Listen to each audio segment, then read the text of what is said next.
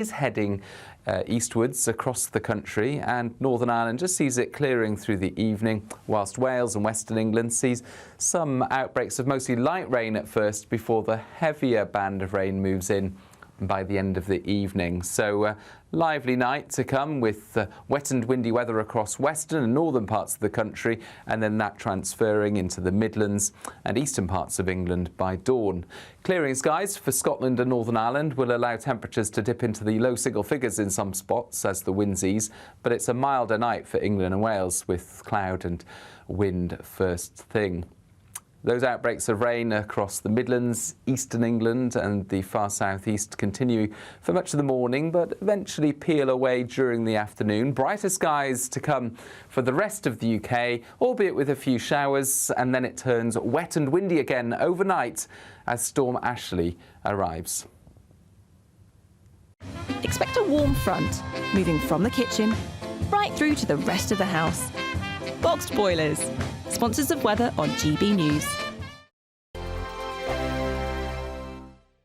We love making our audience big cash winners, and you really could be next with £36,000 tax-free cash in your bank account. Hi, I'm Angela from Wigan and I want £30,000. I'd say to people who want to enter or are wondering whether to enter to do it. And if I can win, anyone can win. For another chance to win £36,000 in tax-free cash, text cash to 63232. One entry costs £2 plus one standard network rate message. Or text bonus to 63232. 5 entries cost £5 plus one standard network rate message. You can enter online at gbnews.com/win. Entries start from just £2, or post your name and number to GB08, PO Box 8690, Derby DE1 9TT. UK only. Entrance must be 18 or over. Lines close at 5 p.m. on the 25th of October. Please check the closing time if listening or watching on demand. Good luck.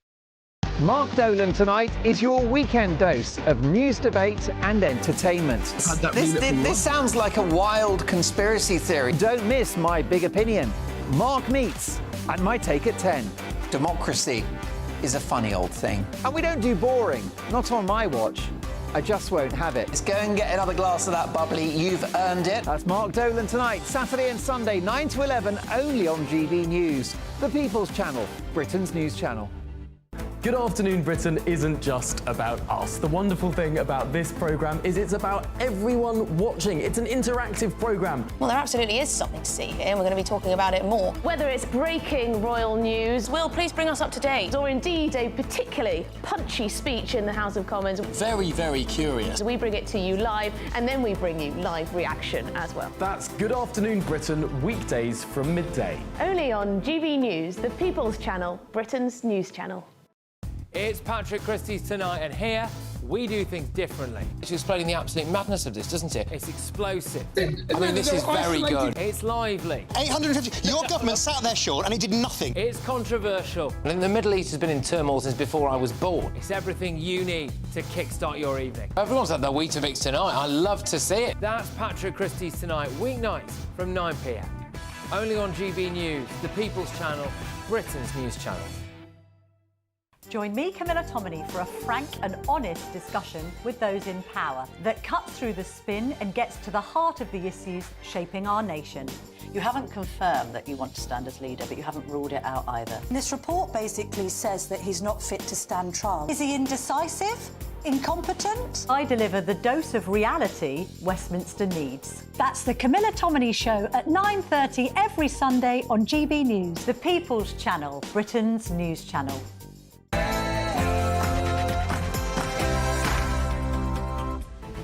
Good afternoon, Britain. It's Friday, the 18th of October at 12 o'clock. I'm Tom Harwood. And I'm Emily Carver. Breaking news. A heavily pregnant woman and her unborn baby have died after a crash involving an unmarked police car in London. We'll bring you the very latest updates on this developing story throughout the programme. And last night was the night Badenoch and Jenrick appeared for the first time together on national television here on GB News as Tory members begin to vote for their new leader. Will it be the GB News event? What won it? The King Down Under. King Charles and Queen Camilla have now touched down in Sydney, not pictured here. Meanwhile, Prince Harry has been showing off his impressive surfing skills, pictured here. Very good. Hamas decapitation. New drone footage reveals the last moments of 7th of October mastermind Yahya Sinwar's life before he was blown to bits by an Israel Defense Force shell. Labour's war on families, inheritance tax, school tax, stamp duty, national insurance and even more tax on the family car are all on the table, we're told, as we edge closer to that Halloween budget. Does the Treasury really have the family in its crosshairs?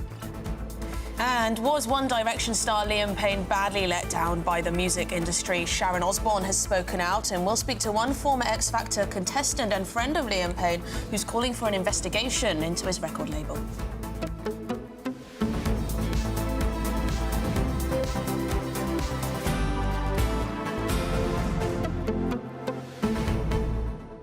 Less than 2 weeks now until that Halloween budget, and it seems to be a fairly spooky one for many. Yes, it does seem like it could be a very spooky one.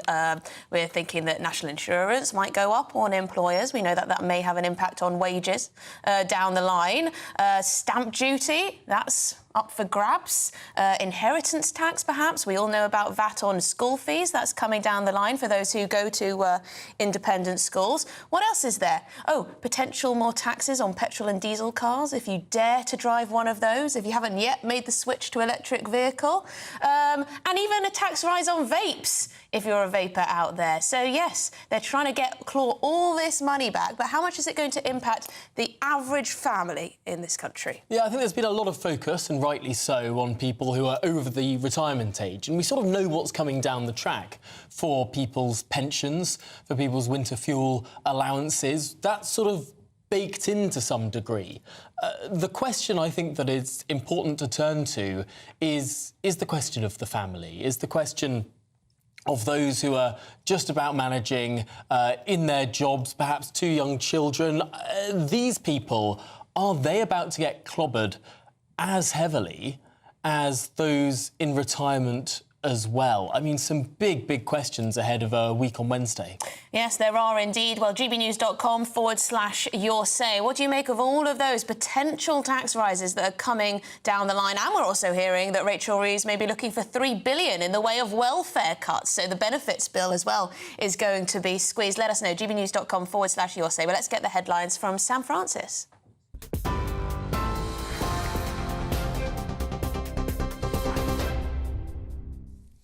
Tom, Emily, thank you very much. Fast approaching 4 minutes past 12. We will start this hour with the latest on that incident in London. Reports from the Metropolitan Police this lunchtime that a pregnant woman and her unborn baby have died, sadly, following a tragic collision involving, they say, a police car in the southeast of the capital. The Metropolitan Police confirmed in the last few minutes that an unmarked vehicle collided with the woman's car at around 6:15 last night. The 38-year-old woman and her child died from their injuries. 2 police officers in that police car were taken to hospital, though we understand they have since been discharged.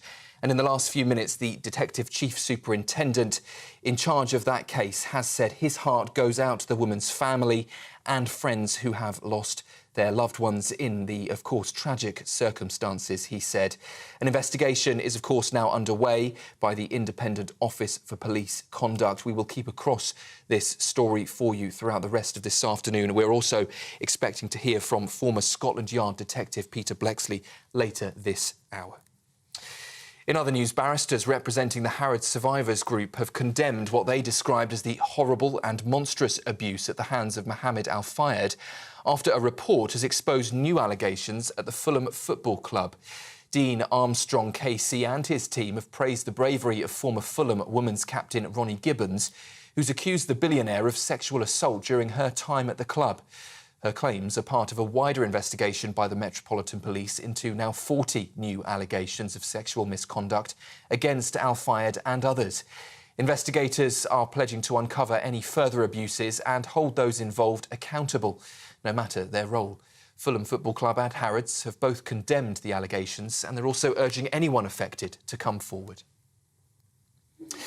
In the last hour or so, Niall Horan has paid tribute to his former One Direction bandmate Liam Payne, saying he'll cherish every moment that they shared. You can see here on screen that statement released from Niall Horan in that emotional Instagram post. It came after Liam sadly died at the age of 31, falling from a third-floor balcony in Buenos Aires on Saturday. Horan sent love to Payne's family, including his son Bear, signing off with "Love you, brother." A post-mortem confirmed multiple traumas from that fall, with police describing Payne's hotel room as an incomplete disarray. Other musicians and fans have also been remembering Liam's infectious energy with a candlelight vigil held in Argentina. Israel's year-long war with Hamas has taken a dramatic turn yesterday as the IDF confirmed it did kill Yahya Sinwar, the terror group's leader and mastermind behind last year's October the 7th attacks. Unaware of his identity at first, IDF forces stumbled across Sinwar during an operation in Gaza, taking out Israel's most wanted man. While Prime Minister Benjamin Netanyahu has called it a major blow to Hamas, he is still warning the fight is far from over. Talks between Netanyahu and the US President Joe Biden are currently focused on using this moment to free hostages and end the conflict. But Iran says killing will strengthen resistance. Meanwhile, Hezbollah in Lebanon has vowed to escalate its conflict with Israel. And a recap on that breaking news brought to you in the last hour that North Korea has reportedly sent 1,500 special forces to Russia, where they are training to join the war. South Korea's spy agency has said that the troops have been given Russian uniforms, Russian weapons and fake IDs. It's understood that North Korea is also providing artillery, rockets and missiles to support Moscow in its fight against Ukraine. It comes after Ukraine's President Volodymyr Zelensky warned NATO that up to 10,000 North Korean troops could soon be fighting on the front lines. The Kremlin, though, has dismissed those reports as fake news. Here, the Chancellor is expected to announce £3 billion in welfare cuts over the next 4 years. Those savings would come from reforming work capability rules, tightening eligibility for sickness benefits, initially a Conservative proposal. Work and Pensions Secretary Liz Kendall will oversee those changes, aimed at moving around 400,000 long-term claimants towards employment. While Rachel Reeves plans to balance public finance with tax hikes and spending cuts, ministers have voiced some concerns over government department budgets. Well, the budget is set to be revealed on the 30th of October, with tax rises expected to feature prominently. A baby has died after a migrant boat got into trouble in the English Channel. French authorities rescued 65 migrants and took them back to Boulogne with a French patrol boat and helicopter leading the operation. The baby was found unconscious and sadly later pronounced dead. Searches are still underway for any more missing people, and an investigation is ongoing. It means that so far this year, over 27,500 people have now crossed the Channel. That is up 5% from last year.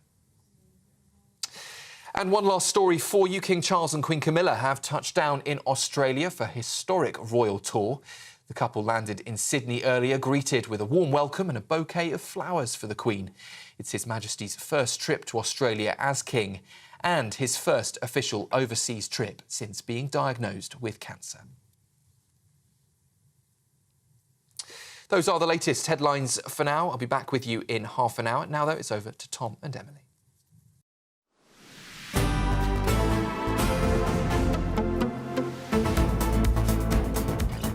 Good afternoon, Britain. It is 9 minutes past midday, and onto that breaking news to bring you in the last few moments. Yes, a heavily pregnant woman and her baby have died following a crash involving an unmarked police car in London. The 38-year-old and her unborn baby sadly died as a result of their injuries. OK, well, the details are slowly coming through, but let's get more with former Scotland Yard detective Peter Blexley. Hearing that a heavily pregnant woman and her baby have sadly died after a collision with an unmarked police car in south-east London, what are the details might we know? And we understand this is being investigated with haste, Peter. Yes, the details that we have are fairly scant, but what we do know is that the Independent Office for Police Conduct is now the primary lead in this investigation, although that body, of course, will call upon many specialist experts from the Metropolitan Police who deal with traffic collisions. You'll notice that I say collision because the word accident was dropped by policing terminology some years ago, because the thinking is wherever there is a collision, there is a cause, and people will now, of course, be working extremely hard to try and identify what the cause of this truly tragic incident was. Of course, it's brought into sharp focus the fact that this was an unmarked police car. Those behind the wheels of such vehicles are, of course, usually expected to be highly trained motorists. They're supposed to be some of the safest drivers on the road. In your experience at Scotland Yard, I'm sure you will have known some of this training. Can you give us a little bit of an insight into just how specialist you have to be behind the wheel of one of these vehicles? Yes, and I was driving with response police drivers only a month ago as they were on calls with blue lights and two-tones themselves. So I've experienced the levels of their driving skills very, very recently. And of course, these police officers are trained to a much higher standard than your average person who passes their driving test and gets behind the wheel. But of course, sometimes human instincts kick in, perhaps. We'll have to wait and see. But as any wise and experienced advanced driver will tell you, that there is no call so important as to justify a collision. I'm not apportioning blame in any way, shape or form at the moment. The Independent Office for Police Conduct's investigation will need to be thorough, hopefully prompt. The organisation itself admitted only this week that it needs to speed up many of its investigations. But whatever the outcome may be, sadly, it will not hide what a desperately tragic situation this is. Absolutely. Well, thank you very much indeed, Peter Blexley, for speaking to us this afternoon, former Scotland Yard detective. Yes, as we, at this stage, we don't know if there was a fault, if someone made a human error here, if there's a party that's to blame. We just know that the Metropolitan Police Detective Chief Superintendent Trevor Laurie, who's in charge of policing in Greenwich, the area where this took place, he says, "My heart goes out to the woman's family and friends who've lost their loved ones in these tragic circumstances. An investigation into the circumstances of this collision is underway by the Independent Office for Police Conduct, and we will insist with their inquiries in any way we can." He goes on to say there's a road closure which will remain today, and he's grateful for the patience of local motorists. So we will bring you any more detail as and when we get it, as to how this happened, why it happened, and what else has been going on there. But yes, very sad news indeed. Absolutely. In other news now, reports indicate that the Chancellor Rachel Reeves plans to raise inheritance tax as part of an effort to generate up to £35 billion in extra taxes in next month's budget. This month's budget. £35 billion.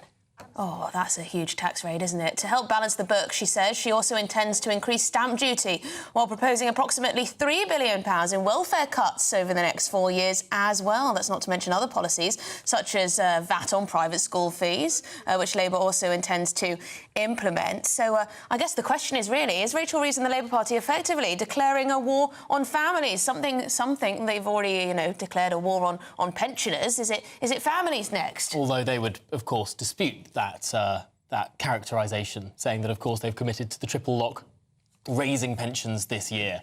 They would say that, yes.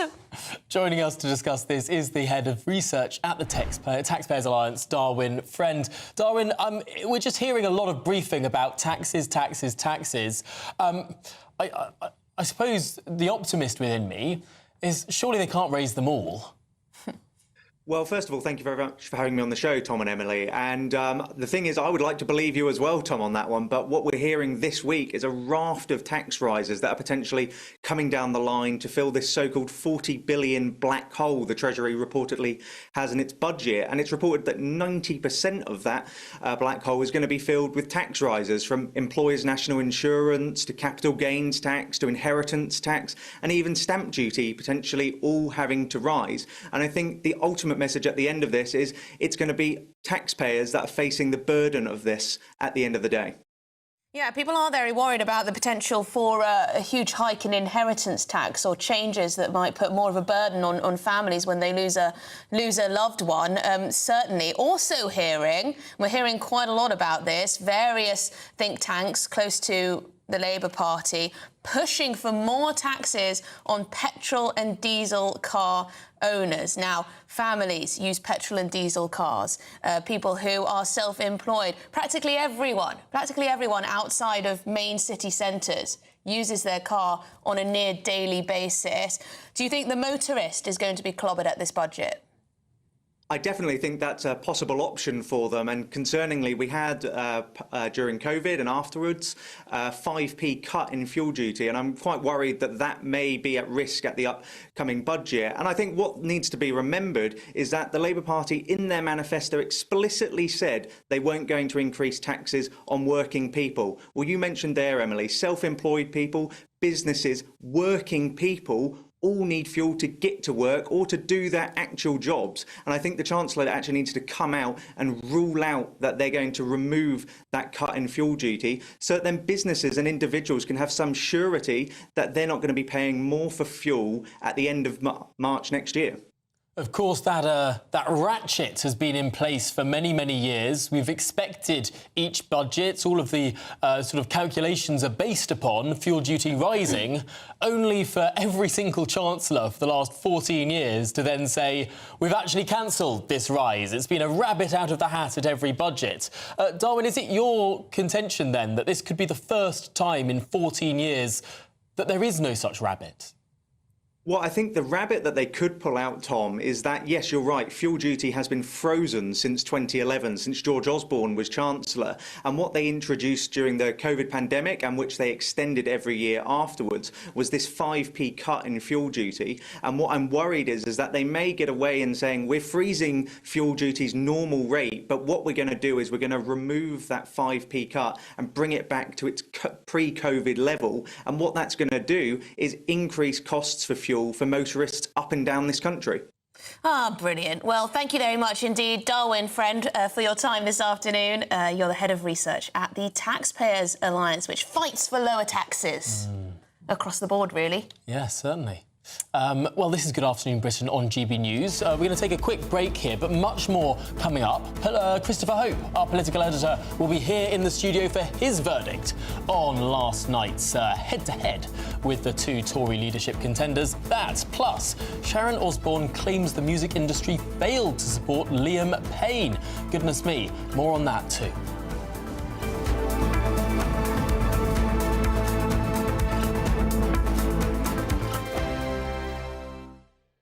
This is GB News, Britain's news channel.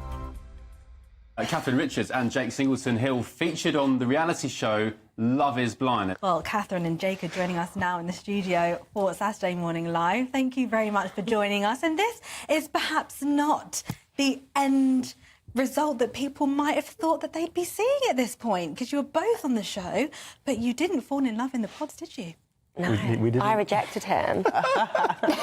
You guys look great together. Yeah. Very happy as well. It seemed like you guys were really strong, and it almost seemed like Freddie, after he admitted to you that he'd cheated in the past. I actually respected the fact that he told me up front. I didn't even want to have that conversation. Obviously, that was a conversation that we got told to talk about. And I respected his decision, but I think he felt that I was holding this grudge towards him that she really doesn't like, and which was not, and he knew this, because off camera we had many conversations where I was like, thank you for owning up, like, we can just move on from this. But if anything, I think he just felt guilty the whole entire time, and he put that on me, which is fine, but yeah, there's obviously a lot that people don't see. So for viewers who don't know, Love is Blind is where you go and seek love and romance, but you don't see who you're speaking to, right? No. So, Jake, why did you go on the show? My parents actually met in a very similar way. So my stepdad was texting my mum. He'd basically stolen the number off of a friend because the friend had met my mum in Blackpool, and they were texting for like 6 months. They'd never met. So that premise of how they got together and the marriage that they had was stunning. And to build a relationship not based on looks before you met, I just found that just incredible. So do you believe in that concept? Is it lust or love at first sight? It's weird. It's a bit of both. I think, yeah, it's definitely a bit of both. And I would say, as you get older, your looks will change, but your personality will stay the same. GB News, the People's Channel. If you want your news to be straight talking... This is the nightmare for the Conservatives again. Down to earth. It's not just Nottingham where this is happening, is it? And most importantly, honest. Hard-working, middle-class taxpayers, they'll get their book thrown at them. Then catch me, Martin Daubney, Monday to Friday, 3 till 6 p.m. on GB News, Britain's news channel. I'm Christopher Hope. From pop stars to politicians, I'll interview anybody in a pub who's got a political opinion. Join me every Friday on Spotify, Apple Podcasts, YouTube or gbnews.com, or wherever you get your podcasts. This is GB News, the People's Channel. We're proud to be GB News, the People's Channel. And as you know, we always love to hear your views. Now, there's a new way of getting in touch with us at gbnews.com/your say. By commenting, you can be part of a live conversation and join our GB News community. You can even talk to me, Bev Turner, or any of the members of the GB News family.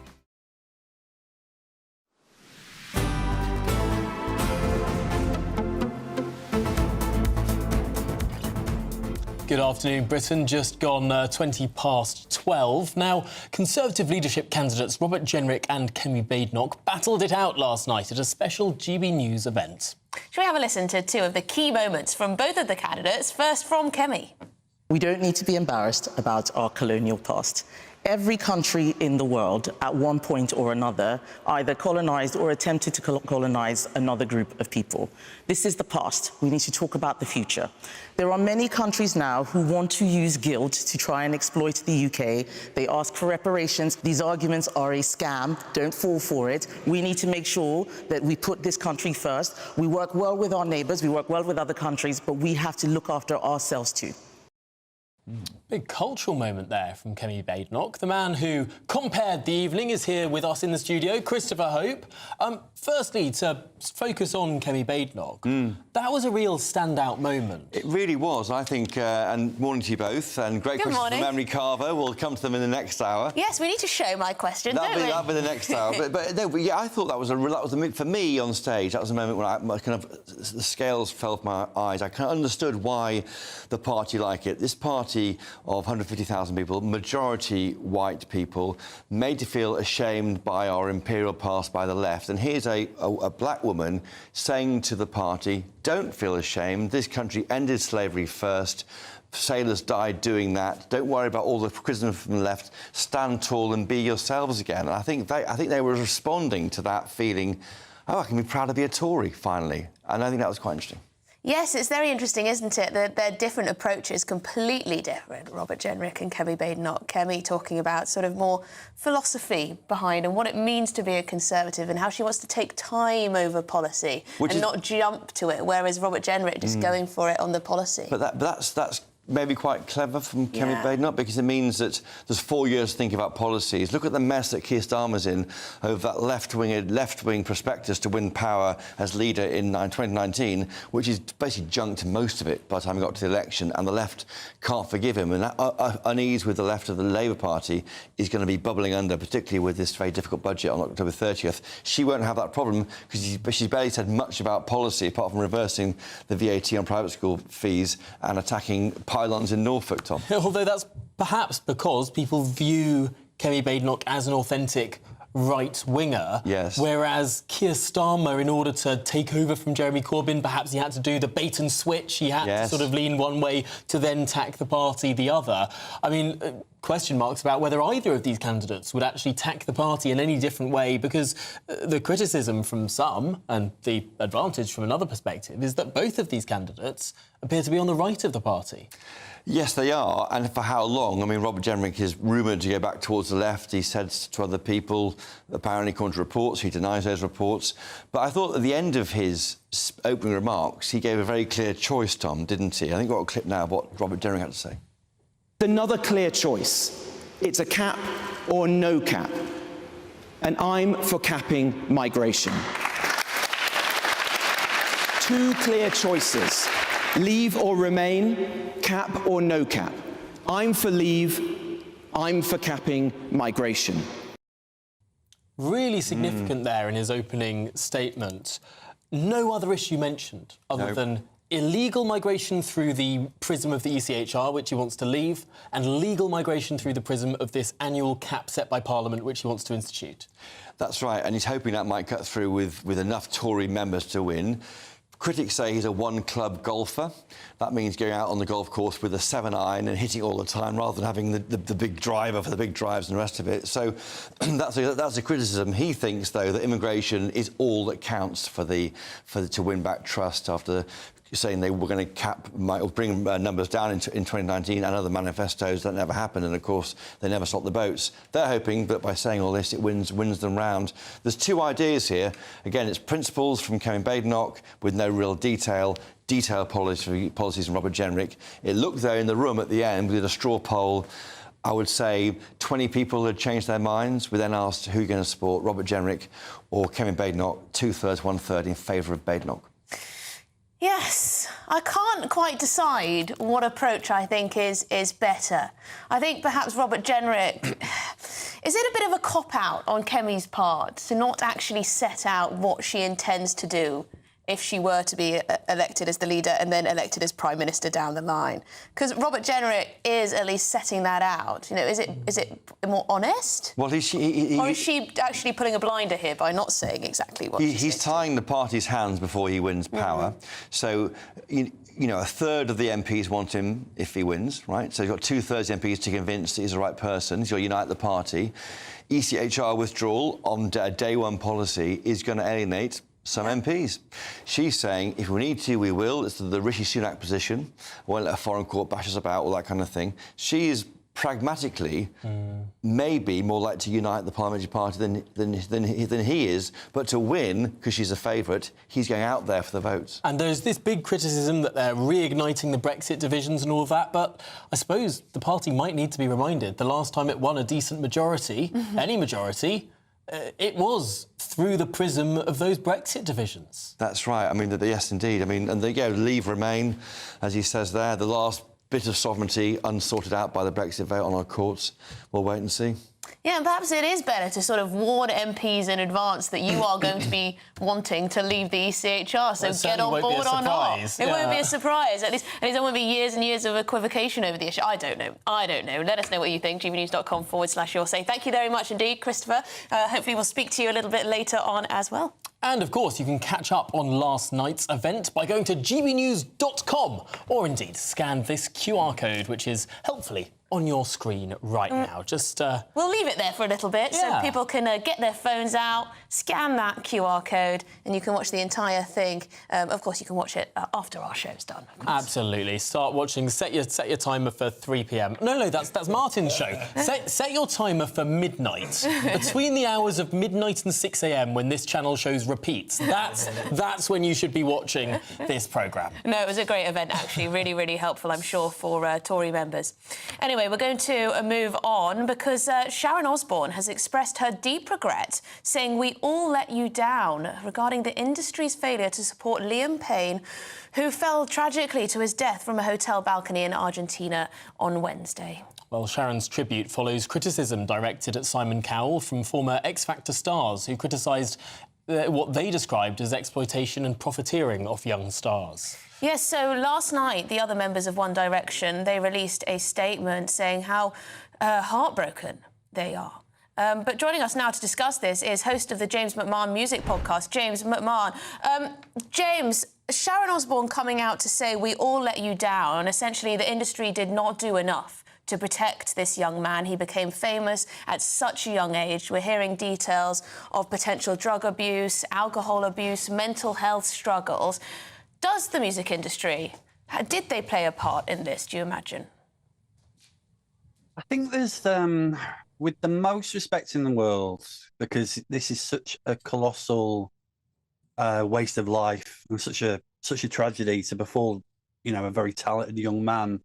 I do think there has to be a distinction made between the music industry and what I would describe as the fame industry.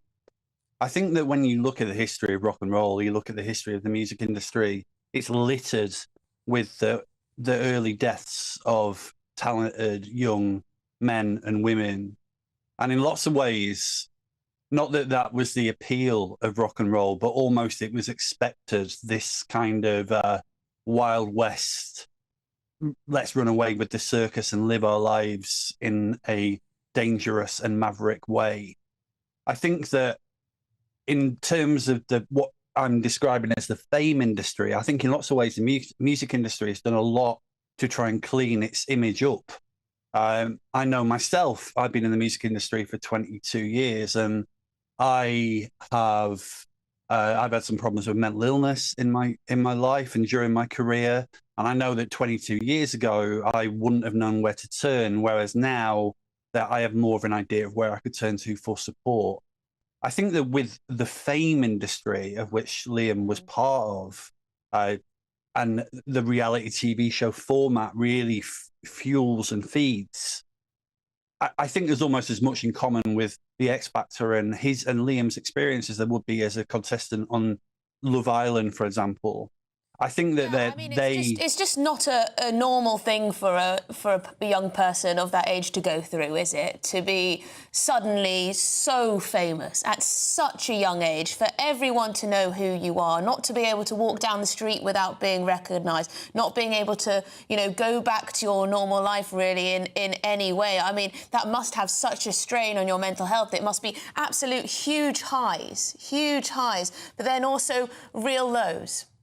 Well, I'm often fascinated by, I'm close enough to that element of the industry to know a little bit about what goes on at the beginning of the process of someone, a little bit at the beginning of the process of what happened on One Direction's journey.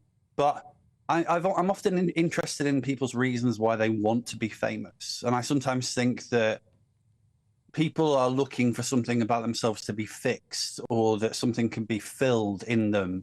I think they're also, in lots of ways, young people are just thinking this is going to be a whole load of fun, and it's fun until it's not. But I think quite often when you have these untimely deaths, I think you sort of get these kind of nuggets of information, sadly, afterwards, where you realise that someone was trying to fix something about themselves with fame, and just history shows it never ever works. And particularly at such a young age, you're not really sure what it entails, maybe. It sounds fantastic, sounds so glitzy, amazing to be doing something you love and be famous for it, but you don't actually know what that means until you're in it. James McMahon, we'll have to leave it there, but thank you very much indeed. You're the host of the James McMahon Music Podcast. Thank you very much indeed. Such an interesting point. So often we say, does fame sort of break people? But is it perhaps broken people who seek fame in the first place? Maybe. That's a very good question. We've got lots more coming up on today's show, so do stick with us. Almost 400,000 legal migrants have apparently moved to Britain since 2021, but without any criminal record checks. What's going on there? Stick with us.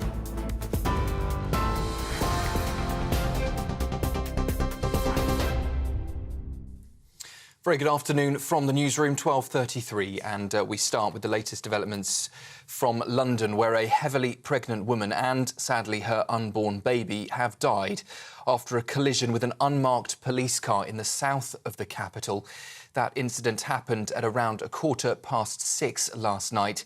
It is understood that the police vehicle may have been responding to an emergency at the time. That, though, is, of course, now a key focus of the ongoing police investigation. 2 officers in that police car were taken to hospital but have since been discharged, and a road closure is still in place as inquiries continue. We are hoping later this afternoon to speak to our national reporter Charlie Peters at the scene of that incident for more details. Barristers representing the Harrods survivors group have condemned what they've described as the horrible and the monstrous abuse at the hands of Mohammed Al-Fayed after a report has exposed new allegations at Fulham Football Club. Dean Armstrong KC and his team have praised the bravery of the former Fulham women's captain Ronnie Gibbons, who's accused the billionaire of sexual assault during her time at the club, aged just 20. Her claims are part of a wider investigation by the Met Police into now 40 new allegations of sexual misconduct against Al-Fayed. Investigators are pledging to uncover any further abuses and to hold those involved accountable. Fulham Football Club and Harrods have both condemned the allegations, and they're now urging anyone affected to come forward. King Charles and Queen Camilla have touched down in Australia for a historic royal tour. The couple landed in Sydney earlier, greeted with a warm welcome and a bouquet of flowers for the Queen in His Majesty's first trip to Australia as King. He will meet with officials and he will also take a trip to meet with cancer specialists. Their tour, though, has been scaled back on doctors' advice, with New Zealand visiting cancelled. Niall Horan has paid tribute to his former One Direction bandmate Liam Payne, saying he'll cherish every moment that they shared. In an emotional Instagram post, he said that he was very sad to have lost his friend. It comes after Liam Payne died at the age of 31, falling from a third-floor balcony in Buenos Aires. Horan also added that he was sending his love to Liam's family, including his son Bear, signing off with "Love you, brother." A post-mortem confirmed multiple traumas from that fall, with police describing Payne's hotel room as in complete disarray. And Conservative leadership hopeful Robert Jenrick says small boat crossings are a national emergency. That's after a baby died when a migrant boat got into difficulty in the English Channel. In a statement, Jenrick has attacked the Prime Minister, saying, quote, "We've seen more deaths this year than ever before," and added Sir Keir Starmer is condemning people to death for his own ideology. Jenrick has accused Labour of dismantling the Rwanda scheme, which claimed to deter crossings, and has also warned that other European countries may follow suit. Those are the latest headlines for now. Another roundup in about half an hour after this break. For the very latest GB News direct to your smartphone, sign up to News Alerts by scanning the QR code or go to gbnews.com/alerts.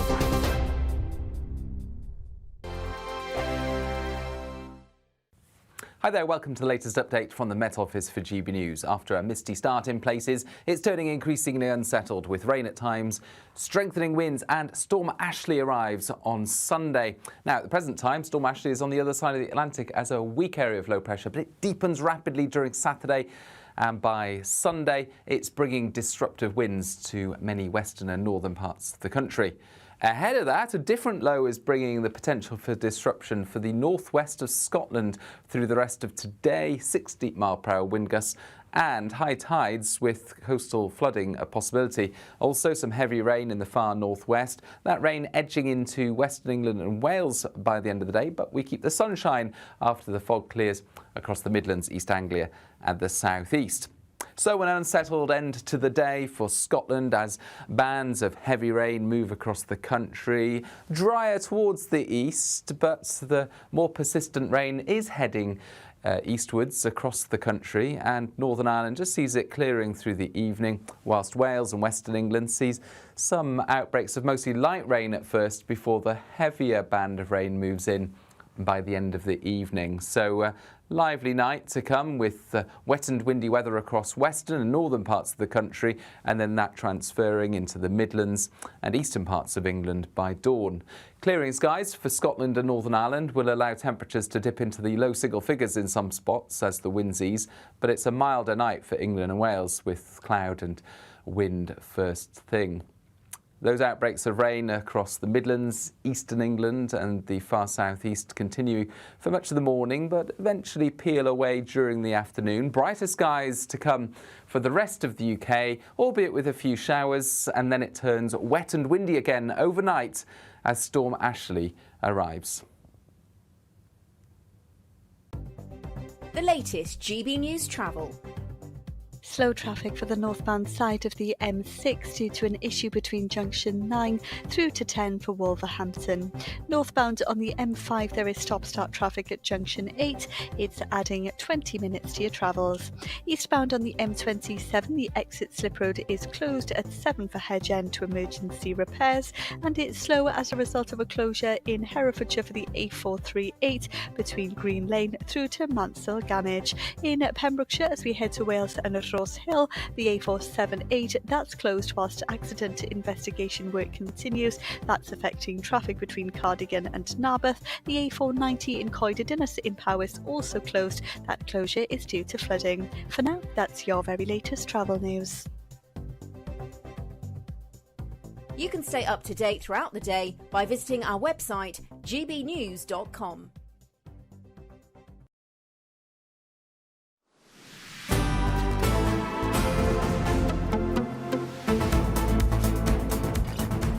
Good afternoon, Britain. It is now 20 to 1. 20 to 1. It is 20 to 1, or 12:40 if you prefer. That's both are acceptable. Both are acceptable, yeah. What perhaps some people might think is slightly less acceptable, almost 400,000 legal migrants have moved to Britain since 2021 without any criminal record checks, according to new figures. You would have thought that would be something you have to do when you apply for a visa. Anyway, visa applicants have to state if they have a criminal record. Only those arriving to work in health and education need to show proof. Right, OK, so you can just say, OK, I'm not a criminal. OK, fine. There is concern that many lie on their forms, though. Well, we can speak with the research director at the Centre for Migration Control, Robert Bates, on this story. Robert, no checks at all on 400,000 migrants. I imagine this is to save time, save money, cut bureaucracy. Yeah, I think that's probably true. I think the thought process behind it would be that those businesses that are looking to bring in hundreds of thousands of individuals each and every year, they want the process as streamlined as possible. And as we all know, that our immigration system has been effectively lobbied for decades now by those businesses that rely on the ease within which they are able to bring people into our country. But let's be absolutely clear here. We're facing a migrant crime crisis in this country at the moment. 169,000 people were arrested in the last 12 months that were foreign nationals. Foreign nationals are arrested at twice the rate that the British national is. So we have a very clear problem here, and I think we need to be looking for solutions to this. And I think the fact that we're letting in 400,000 people that the Home Office isn't requiring produce a criminal record certificate is a very good place to start. Yeah. Also, Robert, I mean, I'm reading here that, OK, so you have to show your criminal record certificate if you want to come here to work in health or education. Now, I can understand that. Health, you're looking after sick people, and in education, you're looking after children, mainly, or young people. OK, fine.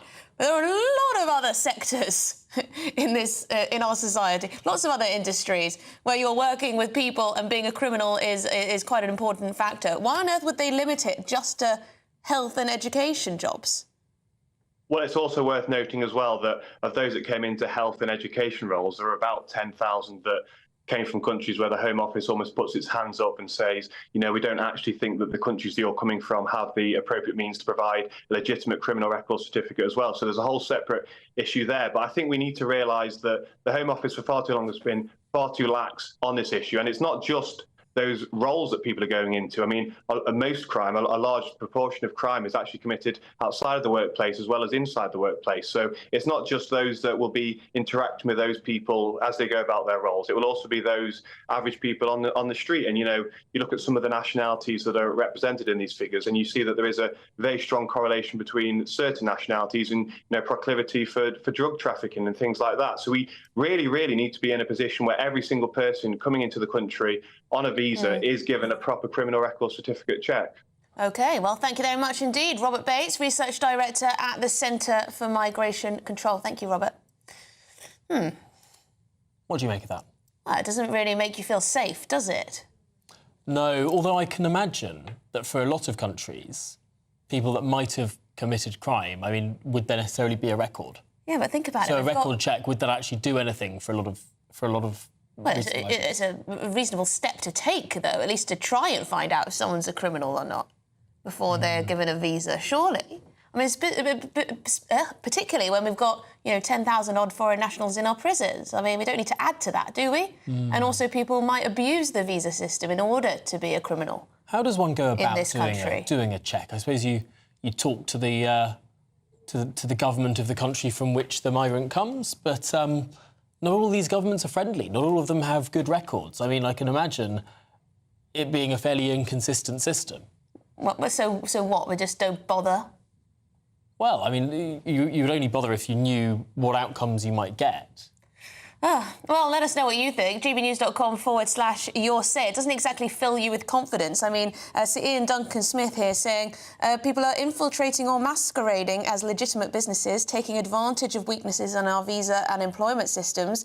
Criminals have put not just their victims, but the whole of our society at risk. So there you go. There you go. Let us know your thoughts. gbnews.com/your say is the way to get in touch. We've got lots more coming up on today's show. The royals, well, specifically King Charles and Queen Camilla, they're in Australia. How have they been greeted? What are they up to? We'll bring you the very latest. And Prince Harry, there he is. Who knew he was such a good surfer, eh? He's having a wave of a time. Oh, very good. Don't fall over, Harry. There he is. Well, that's next.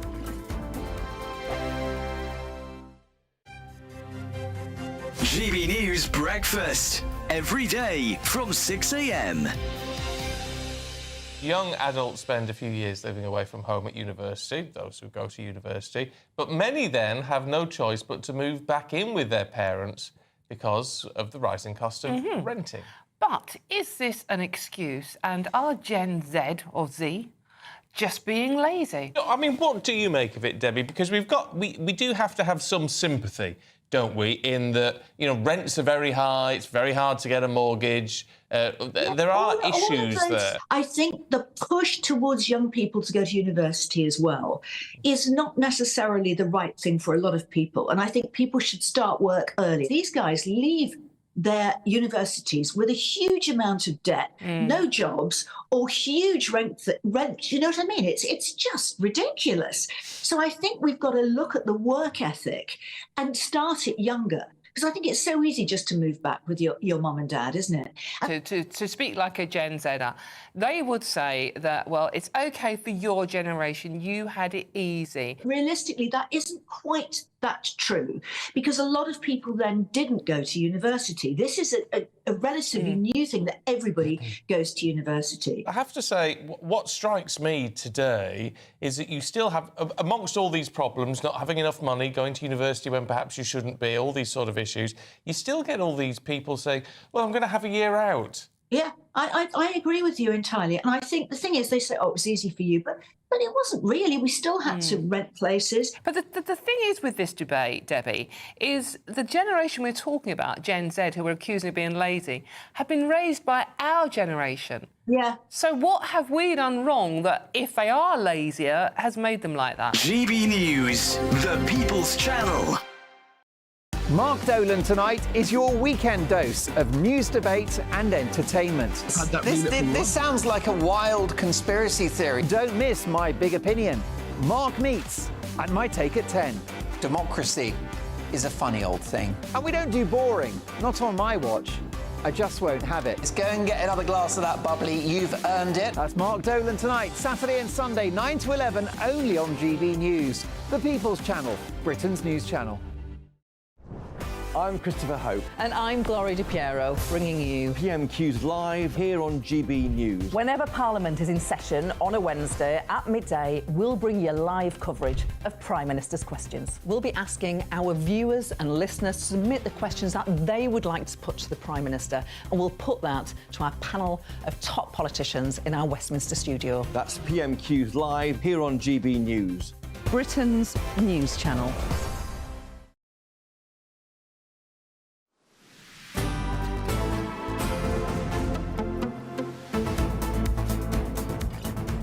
Good afternoon, Britain. It's now 12:48, coming up to 12:49, actually, and the King and Queen have landed in Australia, Sydney, to be specific, today, marking the first time a reigning British monarch has visited the country in 13 years. Well, Charles and Camilla's 6-day trip will see them celebrate the country's people, heritage and culture. I have to say, this isn't Charles or Camilla on this particular surfboard. No, this is Prince Harry. He's been showing off his impressive surfing skills a little way away in California. To be fair to Harry, now we do sometimes have a bit of a go at young Prince Harry. Well, he's not that young anymore, is he? But he is pretty good on that surfboard. It's impressive. Yeah. It's remarkable when you have quite a lot of time in your day. Yes. You can really get good at this stuff. Yes, when you're not, you know, resolving world conflict and saving people's lives and all of this and helping make the internet a safer place, you have quite a lot of time to spend on a surfboard. That looks pretty nice, to be fair. Are those fake waves, you know, motor-generated?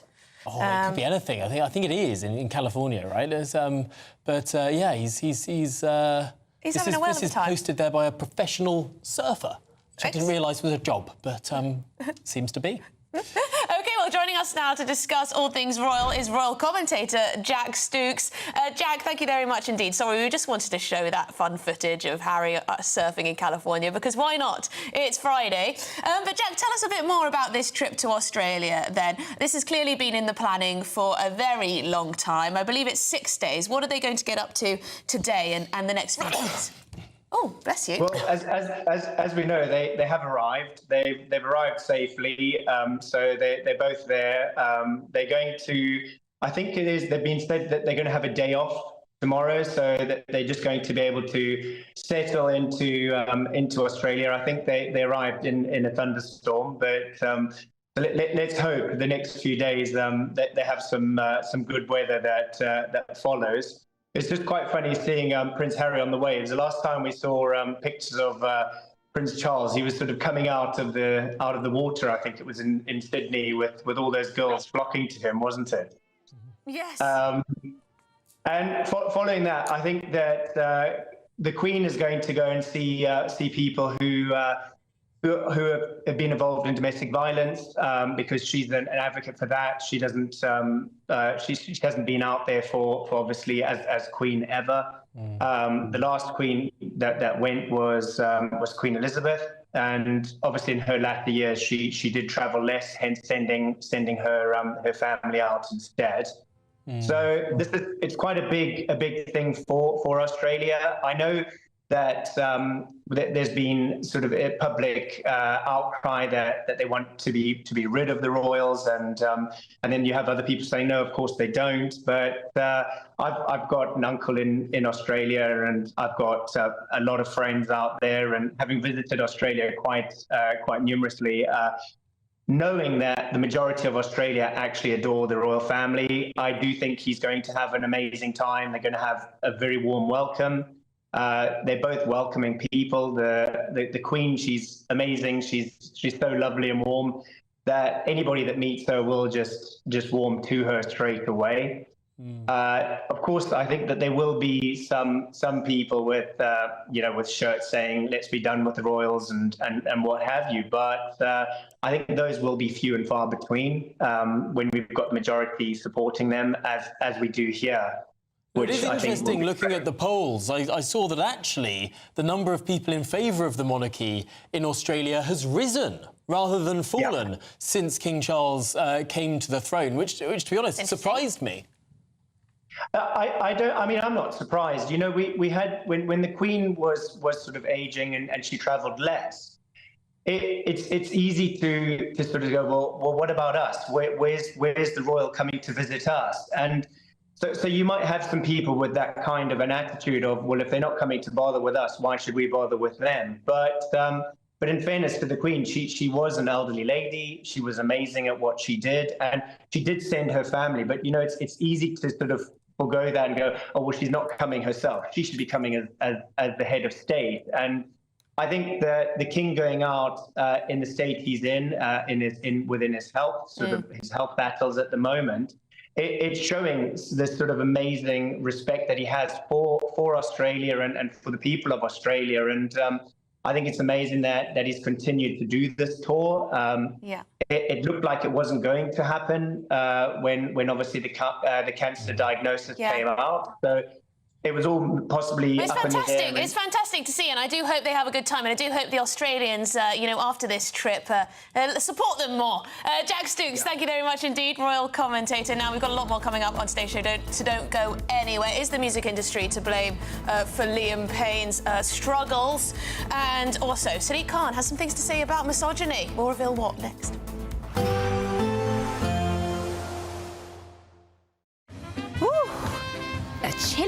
will give way to a lovely, warm afternoon. Boxed heat pumps, sponsors of weather on GB News. Hi there, welcome to the latest update from the Met Office for GB News. After a misty start in places, it's turning increasingly unsettled with rain at times, strengthening winds, and Storm Ashley arrives on Sunday. Now, at the present time, Storm Ashley is on the other side of the Atlantic as a weak area of low pressure, but it deepens rapidly during Saturday. And by Sunday, it's bringing disruptive winds to many western and northern parts of the country. Ahead of that, a different low is bringing the potential for disruption for the northwest of Scotland through the rest of today, 60-mile-per-hour wind gusts and high tides with coastal flooding a possibility. Also some heavy rain in the far northwest. That rain edging into western England and Wales by the end of the day, but we keep the sunshine after the fog clears across the Midlands, East Anglia and the southeast. So an unsettled end to the day for Scotland as bands of heavy rain move across the country. Drier towards the east, but the more persistent rain is heading eastwards across the country, and Northern Ireland just sees it clearing through the evening, whilst Wales and Western England sees some outbreaks of mostly light rain at first before the heavier band of rain moves in by the end of the evening. So lively night to come with wet and windy weather across western and northern parts of the country, and then that transferring into the Midlands and eastern parts of England by dawn. Clearing skies for Scotland and Northern Ireland will allow temperatures to dip into the low single figures in some spots as the winds ease, but it's a milder night for England and Wales with cloud and wind first thing. Those outbreaks of rain across the Midlands, eastern England and the far southeast continue for much of the morning, but eventually peel away during the afternoon. Brighter skies to come for the rest of the UK, albeit with a few showers, and then it turns wet and windy again overnight as Storm Ashley arrives. We can expect clear skies, leading to a light and warm day ahead. Lovely. Boxed Solar, sponsors of weather on GB News. There's only 2 weeks remaining to grab your chance to win a whopping £36,000 cash in the Great British Giveaway. That's like having £3,000 each month for an entire year. Extra cash in your bank account that you can do whatever you like with. Take a year off and keep it to yourself. You don't even need to tell the taxman, as it's totally tax-free. For another chance to win £36,000 in tax-free cash, text cash to 63232. One entry costs £2 plus one standard network rate message. Or text bonus to 63232. 5 entries cost £5 plus one standard network rate message. You can enter online at gbnews.com/win. Entries start from just £2, or post your name and number to GB08, PO Box 8690, Derby DE1 9TT. UK only. Entrance must be 18 or over. Lines close at 5 p.m. on the 25th of October. Please check the closing time if listening or watching on demand. Good luck. Martin Dalby, weekdays from 3 p.m. We shot with the London Eye in the background, so it's quite an iconic shoot to do my cover of the Playboy magazine. So, and you moved into the mansion for a while. Hugh called you the British Carmen Electra. You were one of his favourites, and it's renowned for its parties, of course, over there. You must have had a few of those. Must have been wild times. Fantastic parties, yeah. I mean, I met some incredible people. I will forever respect him and everyone at Playboy for the love and the support. And you were on giant billboards, you were modelling for Nike, for Reebok, you're earning thousands of pounds a day. Wow. Absolutely like living the dream in terms of a model's lifestyle, and then things began to change. Well, I've been living in Windsor for 4 years, and I can't get back into Windsor at the moment. The rents have gone ridiculous. I was paying $550 a month, and then the landlord just turned around one day and said I need to be paying $750. And I didn't really have a proper tenancy agreement, and I looked through it and I said, oh, can we get something in writing? Yeah. And he was like, oh. So in the end, I wrote a tenancy agreement out from off the internet and I got it all signed. But then he went, if you're not going to pay the extra £250 a month, then you're going to have to move out. And I was like, well, you're going to have to give me 4 weeks. I can't just move out. I've got nowhere to go. And I think he thought he could just throw me out there and then, and he said, I've got someone that's going to move in that's going to pay £700-800 a month. So I went and got the 10, and I thought maybe this will be the way I can go for a few months or so, you know, and it was still summer a few months back when I became homeless. So, you know, I got the 10 and I got all the cooking equipment and what have you from the money I got from some of the jobs I did. And I thought, you know what, I'm going to I'm going to go and be a free spirit for a bit, and I'm going to have to just do my own thing. And you know what? It was the biggest mental relief to be able to have my own space. I mean, that was so liberating. Absolutely. GB News, the People's Channel.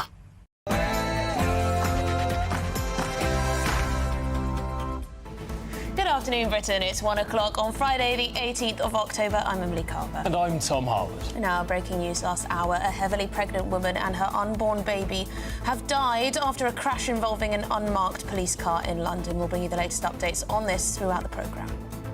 And last night was the night. Badenoch and Jenrick appeared for the first time together on national television here on GB News.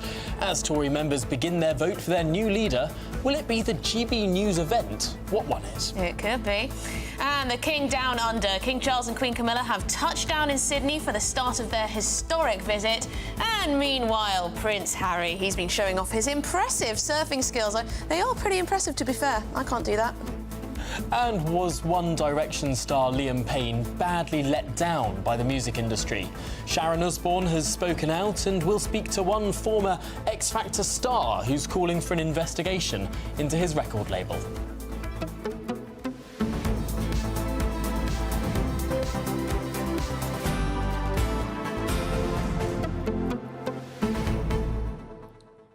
Yeah, I mean, it's interesting that people like Sharon Osbourne are coming out who've been, been on the X Factor show, been in the music industry for donkey's years, coming out to say that Liam Payne was badly let down by the industry. Is it the music industry's responsibility to take care of these pop stars, these musicians throughout their career? Do they treat them like, just profit machines, a way of just making money? You use them and then dump them. These reports that Liam Payne just last week lost his record deal. Could that have had something to do with what happened? You see careers go up and down, and obviously for people that have reached the pinnacle of fame, they're surrounded by people the whole time. Every day is sort of planned. They go from event to event, and then they get to points in their career where the days are very, very empty. They've got piles and piles of money, loads and loads of time, and sort of feel a bit lost in this sort of strange sort of liminal existence. And it's surprisingly easy to see how so many people do get lost in that sort of in-between stage. Not all lots of musicians make a lot of money very quickly. I don't know what Liam Payne's financial situation was at all, so I wouldn't want to speculate on that. But not all musicians stay rich. Yes, you may have made a huge amount of money in the past, but if the music dries up, if you're not making big records anymore, you can use all that money, and the prospect of getting a normal job. That must be very strange. Although I think people know who you are. With people who have been very, very successful, even with just one song, you do have revenue for life, but perhaps all of your friends, perhaps your idea of what a wealthy person is significantly shifts. You've got millions of pounds, but perhaps your friends have hundreds of millions of pounds. And that's a significant difference. And that's got to be something that affects an individual too. Well, we're going to speak to someone who was a contestant in the same year on X Factor as Liam Payne was, just about how the music industry supports or doesn't support young artists through their career, and how things might be able to improve on that front. But do get in touch about everything we're talking about today. I also want to get your thoughts on Sadiq Khan. He's pushing for misogyny to be taught in schools, or at least anti-misogyny to be taught in schools for primary school-age children. Do you think that's appropriate? gbnews.com/your say is the way to get in touch. But let's get to the headlines with Sam Francis.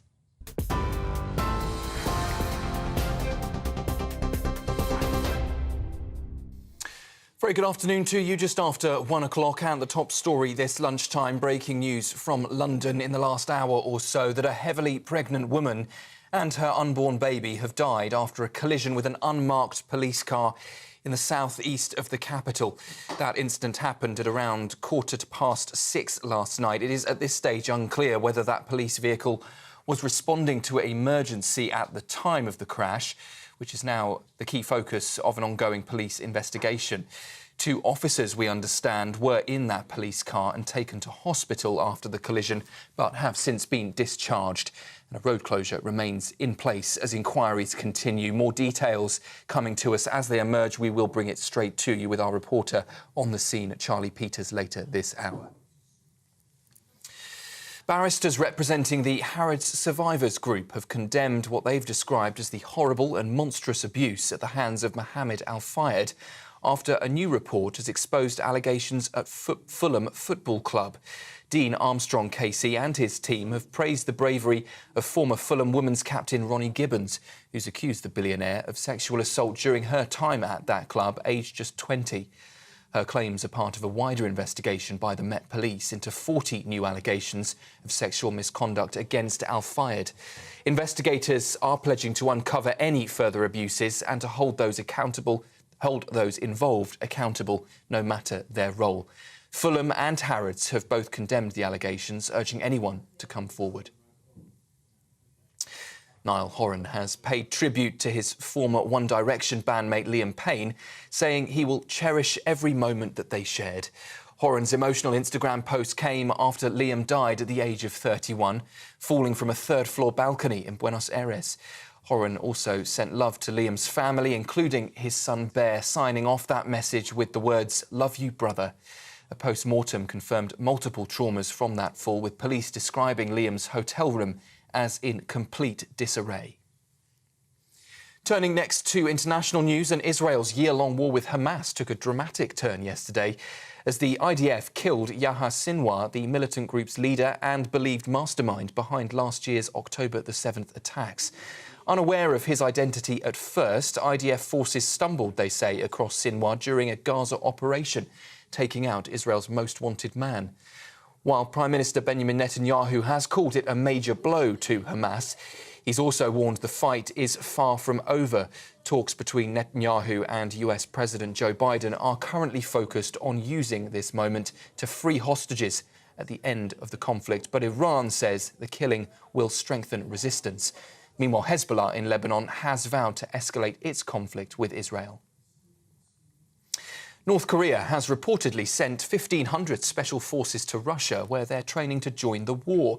South Korea's spy agency says those troops have been given Russian uniforms, Russian weapons and even Russian fake IDs. It's understood North Korea is also providing artillery, rockets and missiles to support Moscow. It comes after Ukrainian President Volodymyr Zelensky warned NATO leaders that up to 10,000 North Koreans could soon be fighting on the front lines. The Kremlin, though, has dismissed the reports as fake news. Here, the Chancellor is expected to announce £3 billion in welfare cuts over the next 4 years. The savings would come in the form of reforming work capability rules and tightening eligibility sickness benefits, initially a Conservative proposal. Work and Pensions Secretary Liz Kendall will oversee those changes, aimed at moving around 400,000 long-term claimants towards employment. While Rachel Reeves plans to balance public finances with tax hikes and spending cuts, ministers have voiced some concerns over departmental budgets. The October budget will be revealed on the 30th of this month, with tax rises expected to feature prominently. Conservative leadership hopeful Robert Jenrick says small boat crossings are a national emergency after a baby died when a migrant boat got into difficulty in the English Channel. In a statement, Robert Jenrick has announced that Starmer has caused the deaths of more than ever. He said also that he is condemning people, the Prime Minister that is, to death for his own ideology. He accused Sir Keir Starmer of dismantling the Rwanda scheme, which aimed to deter crossings, and warned that other European countries may follow suit. And some breaking news just into us before I go. A dog owner whose animal attacked and killed his brother has been jailed this afternoon. Gary Stevens, Crane Corso, cross-mauled his younger brother Wayne Stevens to death in a horrific attack at their home. Stevens was sentenced to 4.5 years this afternoon at Derby Crown Court. That's it from me for now. I'll be back with you in about half an hour. Now, though, it's back to Tom and Emily.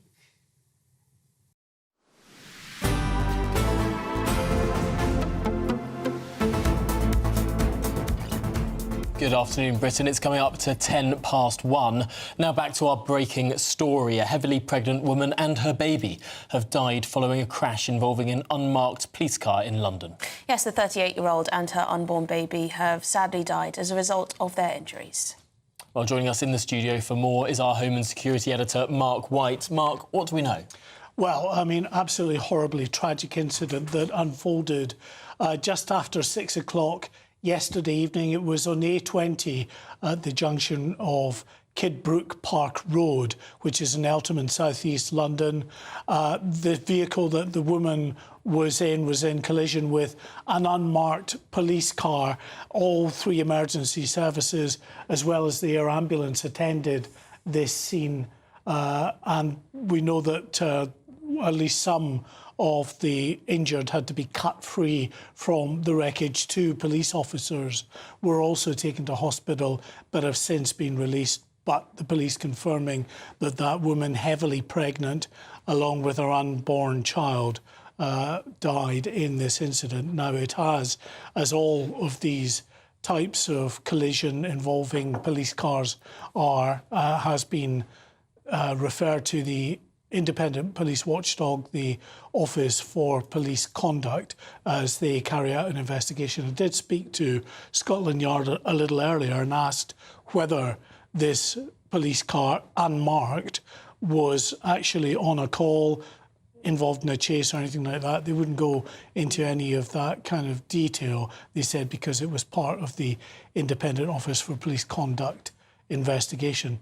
However, Bedfordshire Police have given that kind of detail because, incredibly, there was a separate incident, completely unrelated, in Bedfordshire yesterday, in which a man in his 60s was critically injured, still in hospital today, after he was knocked down by an unmarked police car on the A241 near Kempston.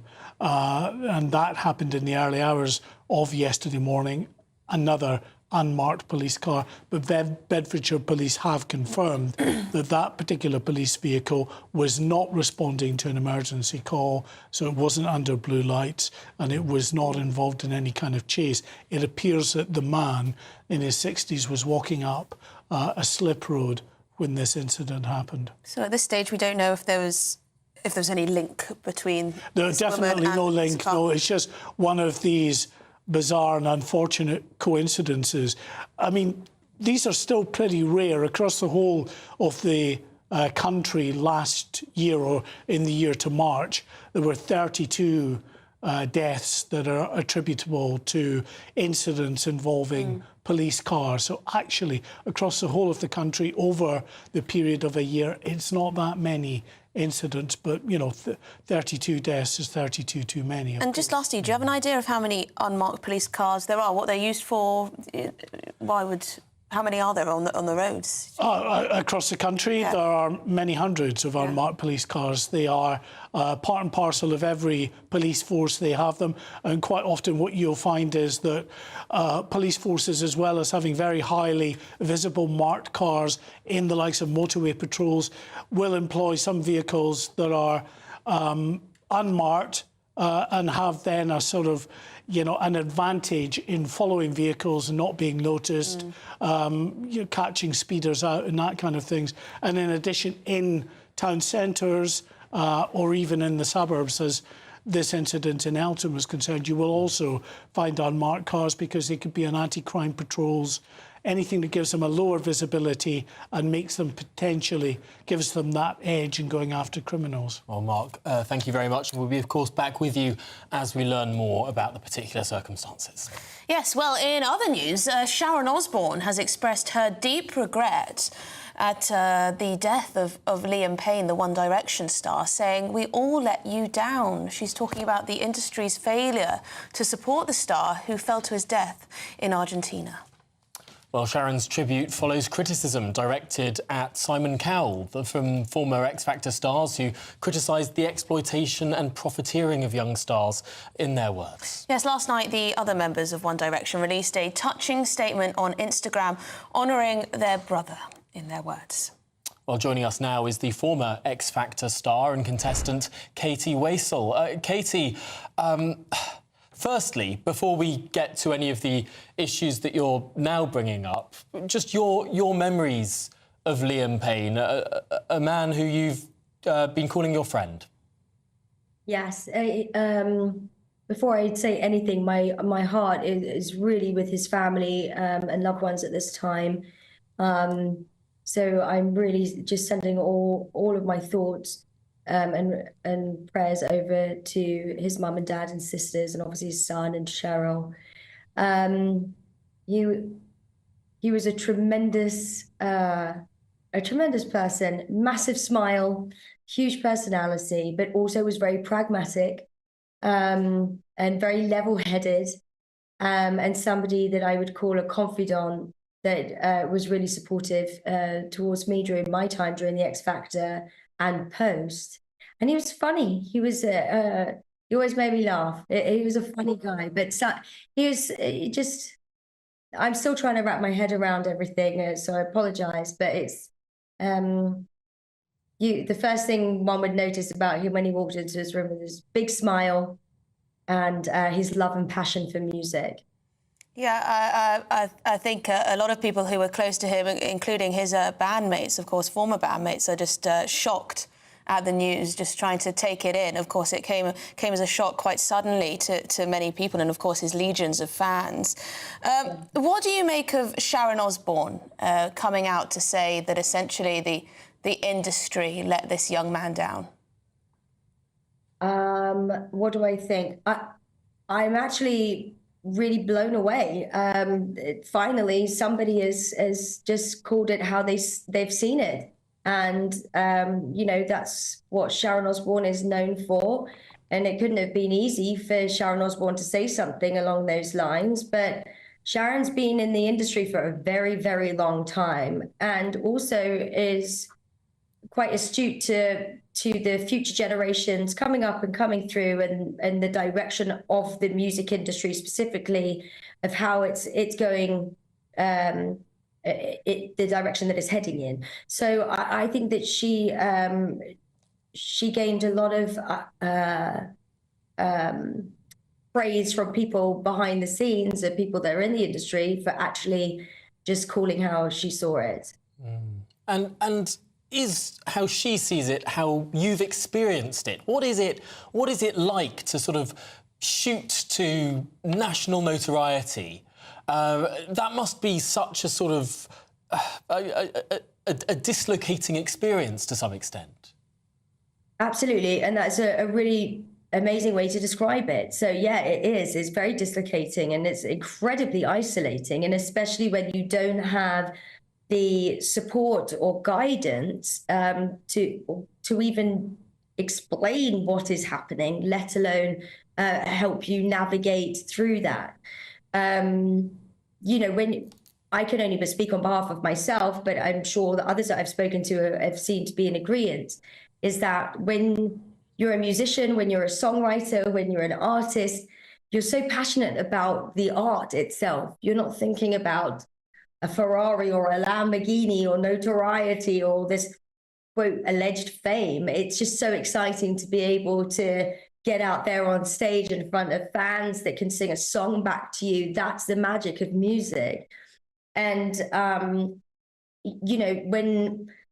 the type of, I guess, quote, fame that would come from a show such as The X Factor isn't really in alignment with how singers prior to those types of shows coming out would necessarily forecast it to be. So, you've got to take a look at the bigger picture, and the television show needed press. We understand that. But where is the line drawn with transparency and then help and guidance through that? Does that make sense? I hope so. Yeah, no, absolutely. The support that comes after this incredible amount of exposure young people suddenly get when they go on shows like this and when they become so famous. I can't imagine it myself, what that feels like as a young person. But you've gone so far as to say that you believe Liam Payne's record label should be looked into, the record company. There were reports that he lost his his deal with that record label as recently as last week. You think something's gone wrong there in terms of the support? I think that something went wrong at the very beginning. And we've seen this systemically happen with former X Factor contestants and prior to 2010 and post 2010. We have to kind of get to the root of the issue here and the very beginning point. So I beg to ask the question, had we have all been given the right mental health support and welfare checks and so on and so forth at the very beginning, perhaps we would then had the resources and tools to navigate the future and to kind of digest it in a bit of a different way. I do also believe that, as much as when you go to work and you're an employee, the company or the HR department has a duty of care, both legal and moral. And so why should that be any different when it comes to artists and record labels? OK, well, thank you very much indeed for taking the time. It must be a difficult couple of days for you, so we really appreciate you coming on. Katie Waisel, former X Factor star, singer, songwriter, thank you very much indeed. Oh, gosh. Big question. And it seems that we always have this conversation whenever... and it's just... It feels so wrong to be able to talk about this as a sort of an event that keeps occurring, but it does keep occurring. Young people who shoot to stardom, particularly in the music industry, the life expectancy of these people is much, much lower than average.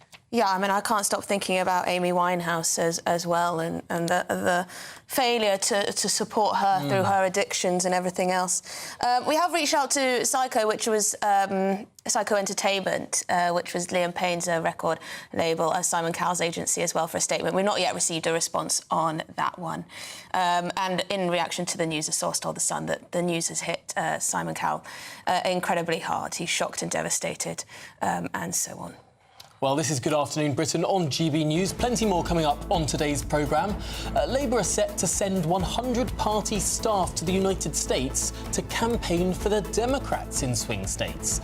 Big questions here over propriety and indeed United Kingdom-US relations under this government.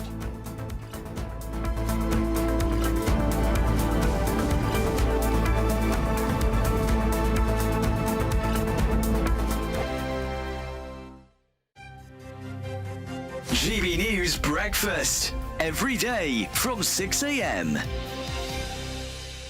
Right, we're having beans this morning. Beans for breakfast. There's no better breakfast, is there? I like beans on toast for breakfast. So do I. I would actually call myself a baked beans connoisseur. Would you? Well, we can put you to the test. Tell us what the story is. The story is, you might think beans, you might think Heinz. Heinz means beans. Beans means Heinz. Beans means Heinz. Heinz means beans. Who knows? So, of all of the supermarket baked beans, it is actually the Aldi supermarket version, this version over here, which came out on top. The Bramwell's baked beans, 76% on the taste test. And they're much cheaper as well. Much cheaper. Households can save, if you're buying 2 cans a week, £100 a year buying the Aldi version of these baked beans. So we thought we're going to do a blind taste test this morning to see... So we've got the Aldi beans, we've got M&S beans, and we've got beans Heinz. So I think number 2 is the best one. Yeah, I agree. Right, 2 came first best to me. So the Heinz is number 3. Interesting. Which was the worst one? Which is the worst one, which is the ones... Actually, I'll buy it home. Do you know what? That's just proven it. M&S was number 1. And Aldi was number 2, which was our favourite as well. I said M&S. Yeah, and we both said Aldi. We did say Aldi. I have to be honest, I was not expecting that. I told you. This is a hill I will die on. These are the beans that I get at home and I love them. At university, you get the tin that's half that size, and it was 21p for the store ones and 23p for Heinz baked beans. And as I say, the key was in the thickness of the sauce and how hard the beans were. They actually are really nice. They're really. I am really surprised, and we buy more than 2 cans a week, so it saved me a couple of £100. We get through 2 cans. So you like the Aldi ones? I like the Aldi ones. Okay. I'm shocked. They're a lot cheaper. Yeah. GB News, the People's Channel. the GB newsroom, we bring you the news as it happens. With our team of dedicated journalists across the UK, we're ready to keep you up to date with what's happening every half an hour, every single day. Bulletins here on GB News, the People's Channel, Britain's news channel. If you want your news to be straight talking... This is a nightmare for the Conservatives again. Down to earth. It's not just Nottingham where this is happening, is it? And most importantly, honest. Hard-working, middle-class taxpayers, they'll get their book thrown at them. Then catch me, Martin Daubney, Monday to Friday, 3 till 6 p.m. on GB News, Britain's news channel. Nightmare commute? Kick it up a gear with GB News Radio. You can listen online and on DAB+ and on the GB News app. We're also on TuneIn and the Radio Player apps. From the school run to rush hour, get revved up with GB News Radio. We are the People's Channel, Britain's news channel.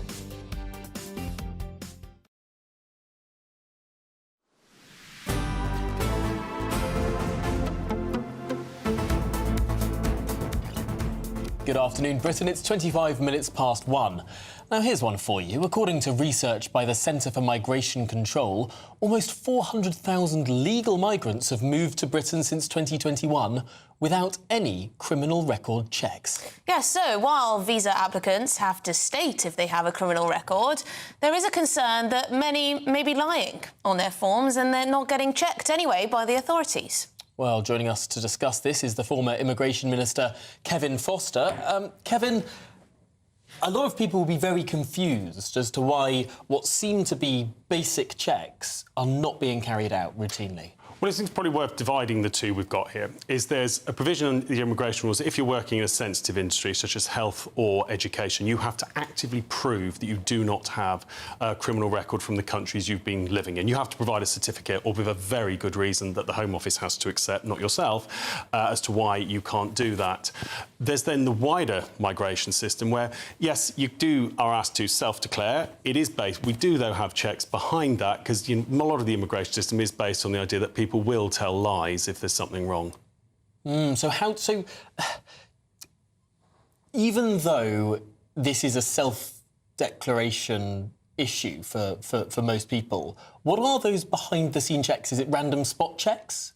Well, without going too much perhaps into detail of the type of databases the Home Office would compare against, one of the reasons why visa applicants have to give biometrics of face and fingers is clearly people lie about their identity, and in some parts of the world it's not that difficult to get hold of what is a genuine document but not got a genuine identity to it. So increasingly migration records, not just from ourselves but many of our key allies, are actually anchored to your fingerprints and your facial biometrics to avoid that.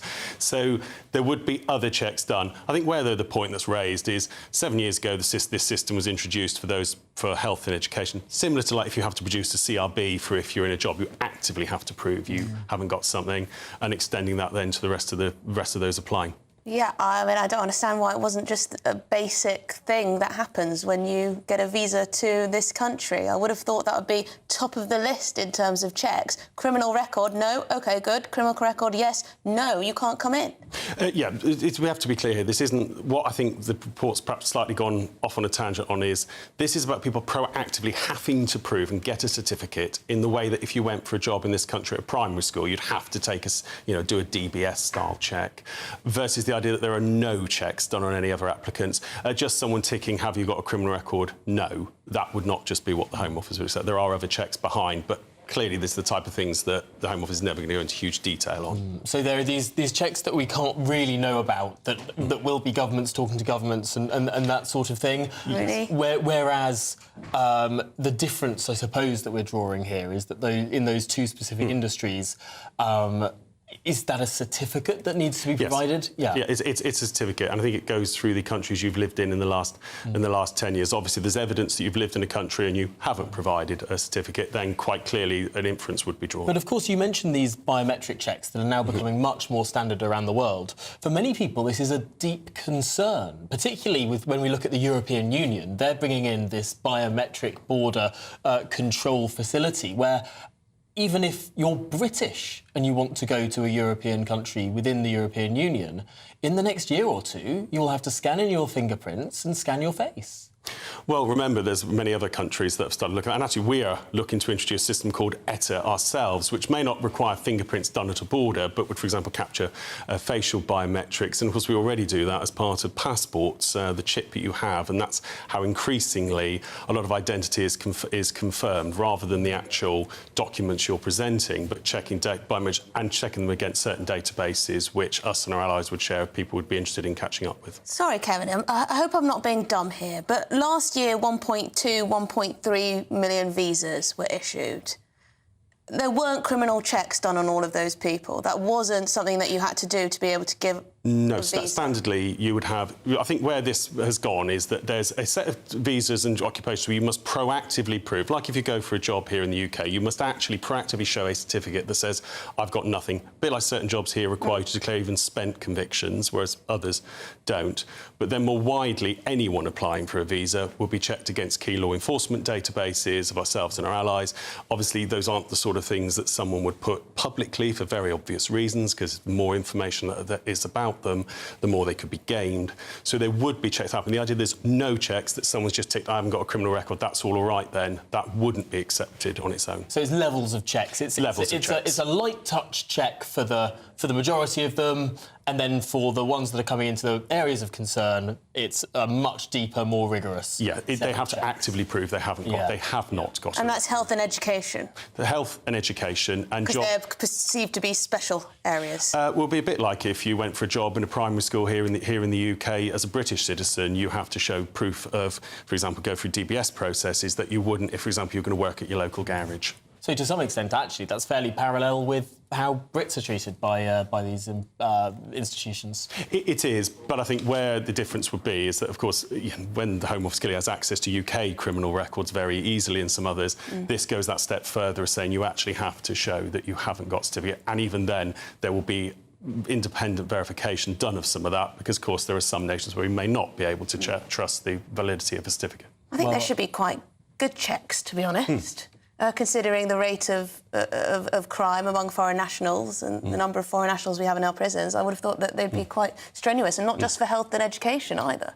No, that's my view. And, well, more and more of them are based internationally checks now on face and fingers, even rather than identities and even certificates being declared, because that is the ultimate arbiter of whether someone is a particular identity. It's not who they're saying they are. And that's actually where, if you're going to get issues with criminality and immigration, it's a lot of people trying to, shall we say, create a new identity for themselves, as much as trying to give their real identity, but then trying to avoid declaring a criminal record. I can see why this is sort of moving in a more secure direction, having everyone's fingerprints, everyone's identity, it's all in government databases.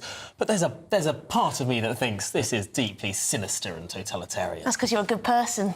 Right, you're not going to be committing any crimes, hopefully. I try to be. Kevin Foster, thank you very much indeed, former Immigration Minister. It is annoying, isn't it? Why do my liberties have to be taken away because there are so many wrong-uns around? And especially, I mean, I'm just concerned about, you know, the queues at airports. If everyone's going to be fingerprinting, it's going to slow down those queues to no end. Remember the good old days, back in the day, where you could just walk onto an airplane like you're getting on the tube?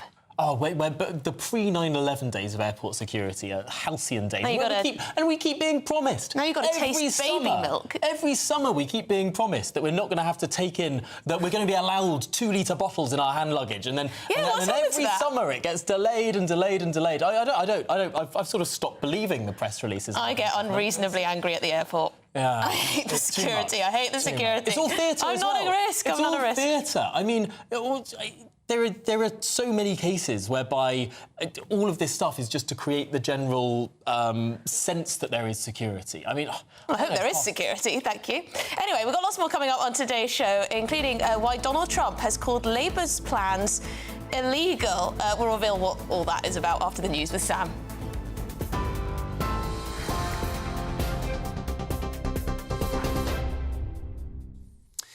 1:33 and the top story from the newsroom. Well, it's an update on that breaking news we've been bringing you over the last few hours, that a heavily pregnant woman and her unborn child have sadly died after a collision with an unmarked police car in south-east London.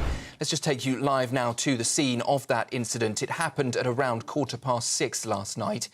It's unclear at this stage whether that police vehicle was responding to an emergency at the time, which is now, of course, the key focus of an ongoing police investigation.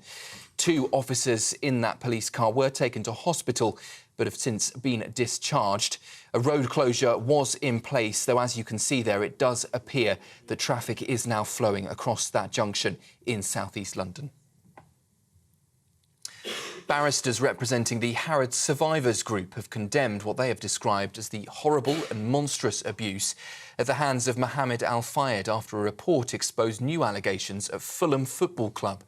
Dean Armstrong KC and his team praised the bravery of former Fulham women's captain Robbie Gibbons, who accused the billionaire of sexual assault during her time at the club. Her claims are part of a wider investigation by the Met Police into 40 new allegations of sexual misconduct against Al-Fayed and others. Investigators are pledging to uncover further abuses and hold those involved accountable. No matter their role, they say. Fulham Football Club and Harrods have both condemned the allegations, urging anyone affected to come forward.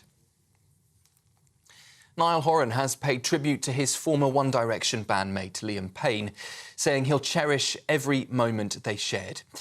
That emotional Instagram post from Niall came after Liam died at the age of 31, falling from a third-floor balcony in Buenos Aires. Horan sent love to Liam's family, including his son Bear, and signed off that message saying, "Love you, brother." A post-mortem confirmed multiple traumas from the fall, with police describing Payne's hotel room as in complete disarray. Conservative leadership hopeful Robert Jenrick says small boat crossings are a national emergency. That's after a baby sadly died when a migrant boat got into difficulty in the Channel. In a statement, Jenrick attacked the Prime Minister, saying, "We've seen more deaths this year than ever before," adding, quote, "Sir Keir Starmer is condemning people to death for his own ideology." He accused Labour of dismantling the Rwanda scheme, which aimed to deter crossings, and warned that other European countries may follow suit. And King Charles and Queen Camilla have touched down in Australia for historic royal tour. The couple landed in Sydney earlier, greeted with a warm welcome and a bouquet of flowers for the Queen. It's His Majesty's first trip to Australia as King and his first overseas tour after becoming diagnosed with cancer. Those are the latest headlines for now. Your next update from me in around half an hour. Now, though, quick look at the finance. For the very latest GB News direct to your smartphone, sign up to News Alerts by scanning the QR code or go to gbnews.com/alerts. Cheers Britannia Wine Club proudly sponsors the GB News Financial Report. Here's a quick look at the markets for you this afternoon. The pound will buy you $1.3036 and €1.2027. The price of gold, £2,080.79 per ounce. And the FTSE 100 is at 8,362 points. Cheers Britannia Wine Club proudly sponsors the GB News Financial Report. Hi there, welcome to the latest update from the Met Office for GB News. After a misty start in places, it's turning increasingly unsettled with rain at times, strengthening winds, and Storm Ashley arrives on Sunday. Now, at the present time, Storm Ashley is on the other side of the Atlantic as a weak area of low pressure, but it deepens rapidly during Saturday. And by Sunday, it's bringing disruptive winds to many western and northern parts of the country. Ahead of that, a different low is bringing the potential for disruption for the northwest of Scotland through the rest of today, 60-mile-per-hour wind gusts and high tides with coastal flooding a possibility. Also some heavy rain in the far northwest. That rain edging into western England and Wales by the end of the day, but we keep the sunshine after the fog clears across the Midlands, East Anglia and the southeast. So an unsettled end to the day for Scotland as bands of heavy rain move across the country. Drier towards the east, but the more persistent rain is heading eastwards across the country, and Northern Ireland just sees it clearing through the evening, whilst Wales and Western England sees some outbreaks of mostly light rain at first before the heavier band of rain moves in by the end of the evening. So lively night to come with wet and windy weather across western and northern parts of the country, and then that transferring into the Midlands and eastern parts of England by dawn. Clearing skies for Scotland and Northern Ireland will allow temperatures to dip into the low single figures in some spots as the winds ease, but it's a milder night for England and Wales with cloud and wind first thing. Those outbreaks of rain across the Midlands, eastern England and the far southeast continue for much of the morning, but eventually peel away during the afternoon. Brighter skies to come for the rest of the UK, albeit with a few showers, and then it turns wet and windy again overnight as Storm Ashley arrives. The latest GB News travel. Hello, good afternoon to you. I'm Jules Buckley. Lancashire and the northbound M6 is quite slow at the moment, just past Samsbury at junction 31. An obstruction there means it's partially blocked. If you're heading towards Shrewsbury, worth noting that the Battlefield Link Road, that's the A5124, flooding there for the last couple of days, is still closed from the A49 at the Battlefield roundabout through towards Battlefield Way, and naturally it's causing delays in both directions. Slow northbound M6 improving though, Wednesbury at 9 up to Wolverhampton and Walsall at junction 10. The earlier problems cleared, all lanes open, still quite slow going though. And the Lewis Road in Brighton, the A27 between the Hollingbury Ditchling junction and the Falmer Rottingdean junction is closed and queuing there. It's all due to a serious collision near the Amex Stadium. That's the latest. You can stay up to date throughout the day by visiting our website, gbnews.com.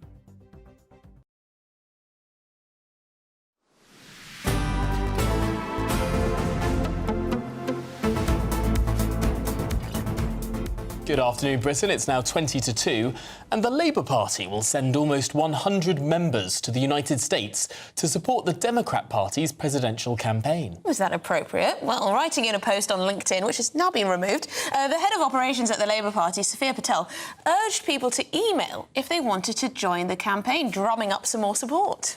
Now, the activists are expected to spend almost 3 weeks on the campaign trail for current Vice President Kamala Harris. Yes, but the announcement has been called illegal by Donald Trump, we're not sure it is, and warns it will damage US-UK relations should he win. So, yes, is this a type of foreign interference in elections? Well, joining us is US political commentator and former Republican John Laboutiere. John, it seems that there are different people who say different things on the legality of this. Is it legal for a foreign national to volunteer in a United States presidential campaign? Yes, that is legal. It is not legal for a foreign national to donate money to an American presidential or congressional election. So there is a difference. Now, you could argue that people coming and campaigning are what we would call an in-kind contribution, because they are doing work that without getting paid for it. So that's, in a way, a donation. But the law is quite clear. They can't give money, but yes, they can come, campaign, make phone calls, help a campaign. They can do it. Here's the point where I think a lot of people would point to a grey area here. The LinkedIn post where the head of operations at the Labour Party is advertising these positions says, "We will sort your housing." Now that could be seen as a contribution in money terms if people are getting free accommodation. I suppose that could be more of a grey area. Well, I don't think so. I mean, there's no money going into the the Kamala Harris campaign. I don't think it's a problem. I mean, no one cares. They come over here, who's paying for their flight, who's paying for their meals, who's paying for their phone bills, other than the campaign work they're doing. I mean, John, is it wrong then? Because apparently, and this is just the Telegraph over here reporting it, so please do correct me if I'm wrong, but it says, under federal law, the travel expenses of a volunteer are considered a donation to the party they work for if they exceed $1,000 in one election. Now, presumably, a flight to the States would cost about that, maybe more, maybe a little bit less. So if you're going to be pretty pernickety about this, I guess that could be considered a donation. Let me just say, I think in the end, Labour will regret doing this because it doesn't really get them anything. Kamala Harris, if she wins, is going to be friendly towards the United Kingdom, no question. And this brouhaha that we're talking about isn't going to help anybody. It's not going to help Labor. It's not going to help Harris. Gives Trump a little something a cudgel to hit somebody over the head with. It's not a big story here yet in the United States, but it might become. And in a close race, everything matters. Not necessarily anything new. A lot of people have taken great mirth online in highlighting a case of the Guardian newspaper, which launched a letter-writing campaign in 2004 in favour of John Kerry, the then Democratic presidential candidate. It was called Operation Clark County. Clark County, a county in Ohio that went marginally Republican in 2000. They wanted to flip it Democrat in 2004. After the election, there was quite a lot of analysis done because the swing in Clark County was more towards George Bush than other counties in Ohio. And the suggestion was that perhaps all of these limey Brits telling Americans how to vote could have actually backfired. Yeah. Right. Well, that's why I said I think in the end they shouldn't do this, even if legally they're allowed to do it. I think, and the same thing, would you want before your elections some tough-talking American to walk in there and tell you what to do?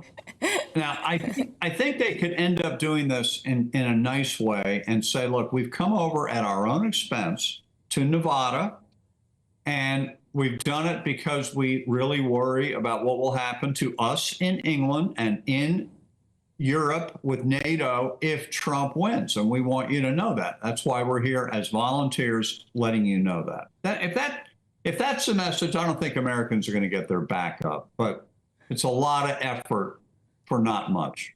OK, well, thank you very much indeed for coming on the show. John LaBoutier, former Republican and US political commentator. Thank you very much indeed. I'd be very annoyed, very irritated if a horde of Americans came over to tell me how to vote. Well, the other thing is, this is a close race, right? I mean, at the moment, there's only a few points in it. Marginal advantage to Kamala Harris, but Donald Trump could win. And if Donald Trump does win, hasn't this just undermined all of the hard work that the Foreign Office has put in to sort of make links with a potential Trump administration? I mean, this is going to blow up those diplomatic relations no end. Yeah. Yeah. Also, it's not up to them who Americans vote for, you know? Butt out of other people's elections, I say. Anyway, this is Good Afternoon Britain on GB News. Lots more coming up on today's show, including the latest on the repatriation of former Scottish First Minister Alex Salmond. Don't go anywhere. This is GB News, Britain's news channel.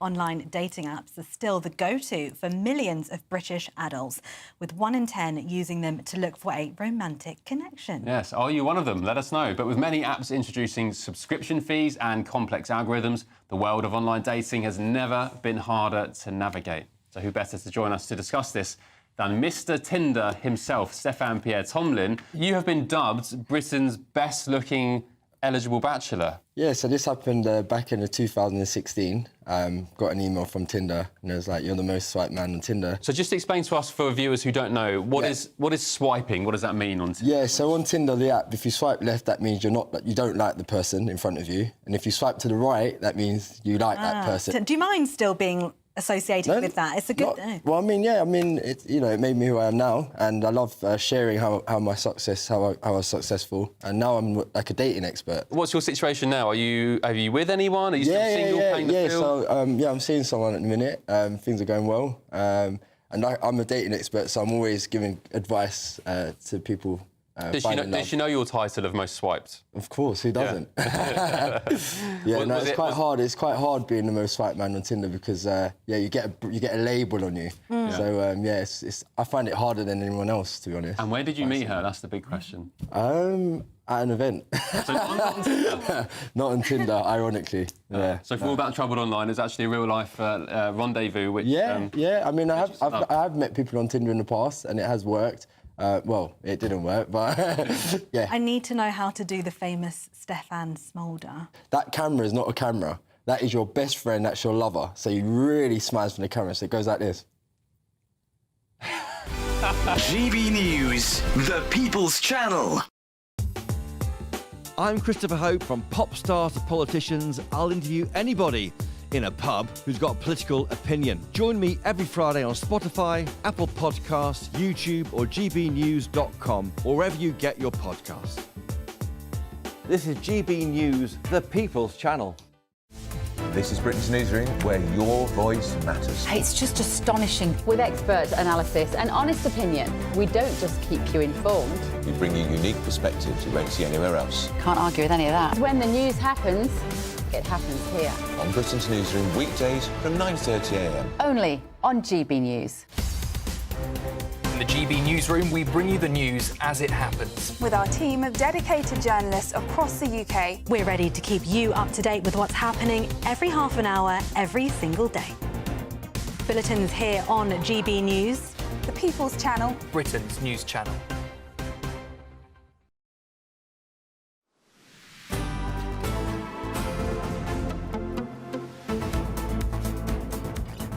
Good afternoon, Britain. Just coming up to 10 to 2. Now, the body of former Scottish First Minister Alex Salmond left Macedonia this morning on a private flight chartered by businessman Sir Tom Hunter. Yes, the millionaire said Alex Salmond had devoted his life to Scotland and deserved a private return home.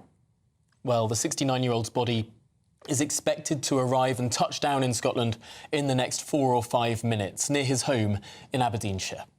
OK, well, joining us live from Aberdeen is our Scotland reporter, Tony Maguire. Tony, we're just looking at live shots from, I believe, Aberdeen Airport there. Tell us more.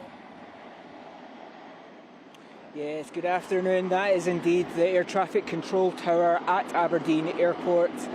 As the press has turned out in droves today to witness Alex Salmond, former First Minister of Scotland, touch down for the last time in his home country. Of course, last Saturday, Alex Salmond died from a heart attack while speaking at the Academy for the National Diplomacy Conference in North Macedonia. After a few days of back and forth discussions between the Scottish and UK governments, it was businessman Tom Hunter, as you said, who chartered a flight from Ohrid to bring Alex Salmond home. In a short statement, Mr Hunter had said, while he and I disagreed on some of his ambitions, Alex Salmond devoted his life to Scotland and the Scottish people, and as such he, and importantly his family, deserve the dignity and privacy of a private return home to the home of his birth. Now, before departing North Macedonia today, the country's troops laid on a guard of honour for him, dragging his coffin in the Scottish saltire as he was led on the plane. Now, in the next 5 to 10 minutes, it is expected that that chartered flight will touch down here at Aberdeen Airport. Currently, it seems to be doing something of various circles around up north, but it is now making its final approach to the airport. It will be met by his wife of more than 40 years, Moira Salmond, as well as members of the Alba party, including his deputy leader, Kenny McCaskill. In a statement originally, the family had said the details about today were to be private. It was to be a very private affair, but in something of a U-turn, the family has encouraged people to join behind the procession as it leaves the airport as they head north with his body to his hometown of Strichen. They will be led there by a procession of Yes bikers, pro-independence supporters who group together on their motorcycles, who will give him something of a Scottish guard of honour on the way up the roads. And those without vehicles, Mr Salmond's wife has suggested they could line the sides of the road, wherever they may be, to see him return back to his hometown. Obviously, this is quite an emotional moment for a lot of people in Scotland, irrespective of the political beliefs. We've certainly heard in recent days the variety of people who have come out, perhaps odd political bedfellows, who spoke very highly of Mr Salmond. And we know, of course, as well, that a lot will be riding on the pro-independence movement. Now, with his passing, he was very much a leading figure which took independence in Scotland from just a fringe political ideal to gaining the support of around 50% of the country. And I think a lot of people will, after the repatriation of his body, will be quite happy to let the family see him rest. It's understood the family is intending to release details in the following days about funeral arrangements that should be held up here in the northeast of Scotland, but still are waiting for that charter flight to arrive here at Aberdeen Airport. There is something of a light in the distance which we now believe to be the plane, but that looks like it will be arriving in the next couple of minutes. Alex, I'm so sorry, Tony. It's hard to overstate Alex Salmond's role in Scottish politics, and particularly in Scottish nationalism. Well, for the last 50 years or so, through the 70s, he was a huge figure in the student movement of Scottish nationalism. He was elected as a Member of Parliament in Westminster in the 80s. By the 90s, the end of the 90s, he was a member of the Scottish Parliament and First Minister of Scotland from 2007.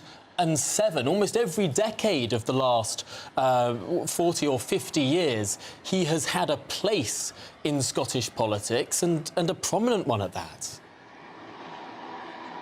Indeed, and I think that's that plane now, Tom, just arriving here at Aberdeen Airport. But yes, you're quite right. This is a man who took independence. I mean, he was essentially, to all effect, a political rabble-rouser. And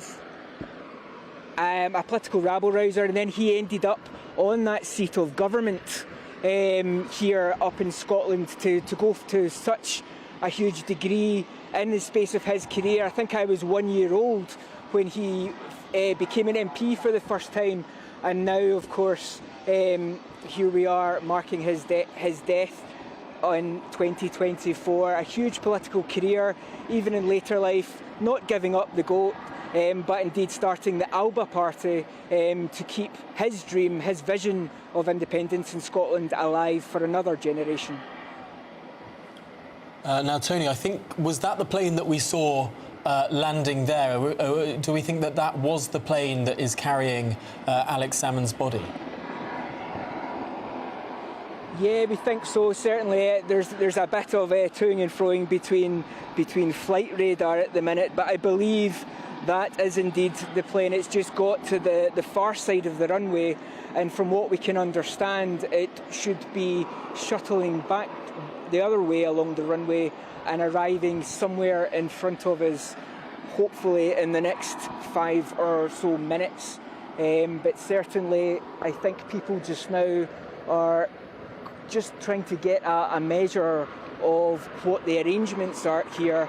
Obviously, Aberdeen Airport very kindly skipped the usual hoops and leaps in order to allow the press to be here, given the status of Mr. Salmond and his relevance. Very much. Yes. And Tony, there is a welcoming party, you were saying there, of people from the Alba Party, of Alex Salmond's wife. Will they be there on that tarmac? Yes, that's correct. We believe that Moira Salmond will be joined by members of the Alba Party. I believe many of Alex Salmond's siblings, as well as nieces and nephews. Excuse me while I'm just going to reposition the camera here so that I can speak to you properly. But it indeed seems very much like this piece of tarmac behind me at the minute is going to be the site where we're going to see the procession of the Yes bikers, and they're going to be able to lead him up the road. And certainly, from as much as we know, just coming down the road, certainly coming up from Glasgow today, I was able to see many of the Yes bikers make the journey up. Of course, Glasgow is very much one of the Yes cities here in Scotland back in 2014, along with Dundee. And it's Dundee, of course, where Alex Salmond launched that manifesto earlier in the year, just before the general election for Alba. And that was probably the last time that I actually stood in the same room as him. I was just talking to some of the Alba Party press workers here, the press officers, about, you know, his wicked sense of humour, coming down quite seriously bad with an illness that was apparently ripping through the Alba party on that day. But even still, in the wake of the news of the scandal of Conservative MPs voting against themselves in the election that was, he had made a rather funny anecdote about going to the bookies and putting on an accumulator and a number of horses and showing Conservatives what winning a bet actually looks like. So even then, back then, of course, Alba came away from that election not winning any seats. But indeed, the legacy of Alex Salmond, I think it goes without saying, very much outstrips any length of career, probably for a politician just now. I'm just going to move out the way so that we can just see that plane coming in. We now understand that one just at the far side of the tarmac, excuse me,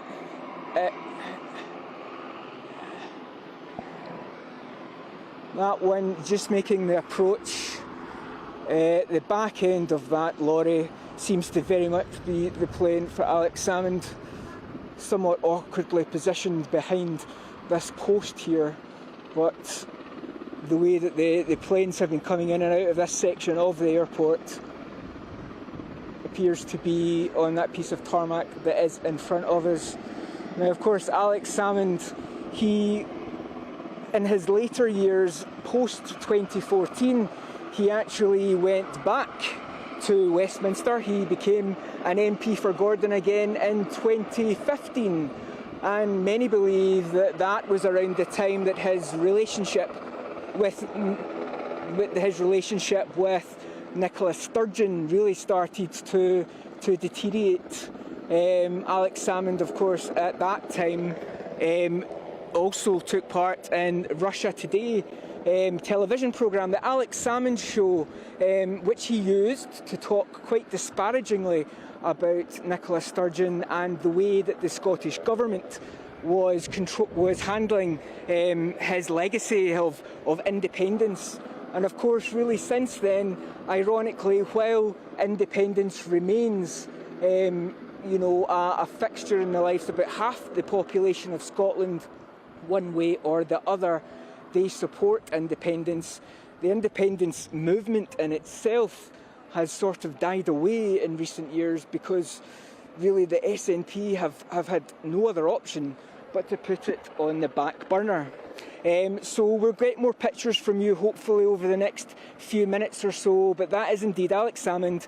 His body has been repatriated back to Scotland here at Aberdeen Airport. Well, Tony Maguire, thank you so much for bringing us that. We will, of course, be back with you. We can see some vehicles, some activity behind that plane. Alex Salmond back in Scotland.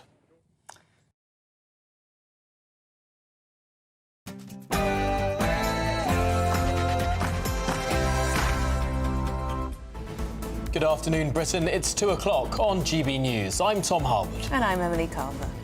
Breaking news now. A heavily pregnant woman and her unborn baby have died after a crash involving an unmarked police car in London. We'll bring you the very latest updates throughout the programme. Yes, and last night was the night Payne and Ozempic appeared for the first time together on national television here on GB News. Now, as Tory members begin to vote for their new leader, would it be the GB News event last night? What won it? The King Down Under. King Charles and Queen Camilla have touched down in Sydney for the start of their historic visit. Meanwhile, Prince Harry was showing off his impressive surfing skills. And her mass decapitation. New drone footage here reveals the last moments of 7th of October mastermind Yahya Sinwar's life before he was blown to pieces by an Israeli Defense Force shell.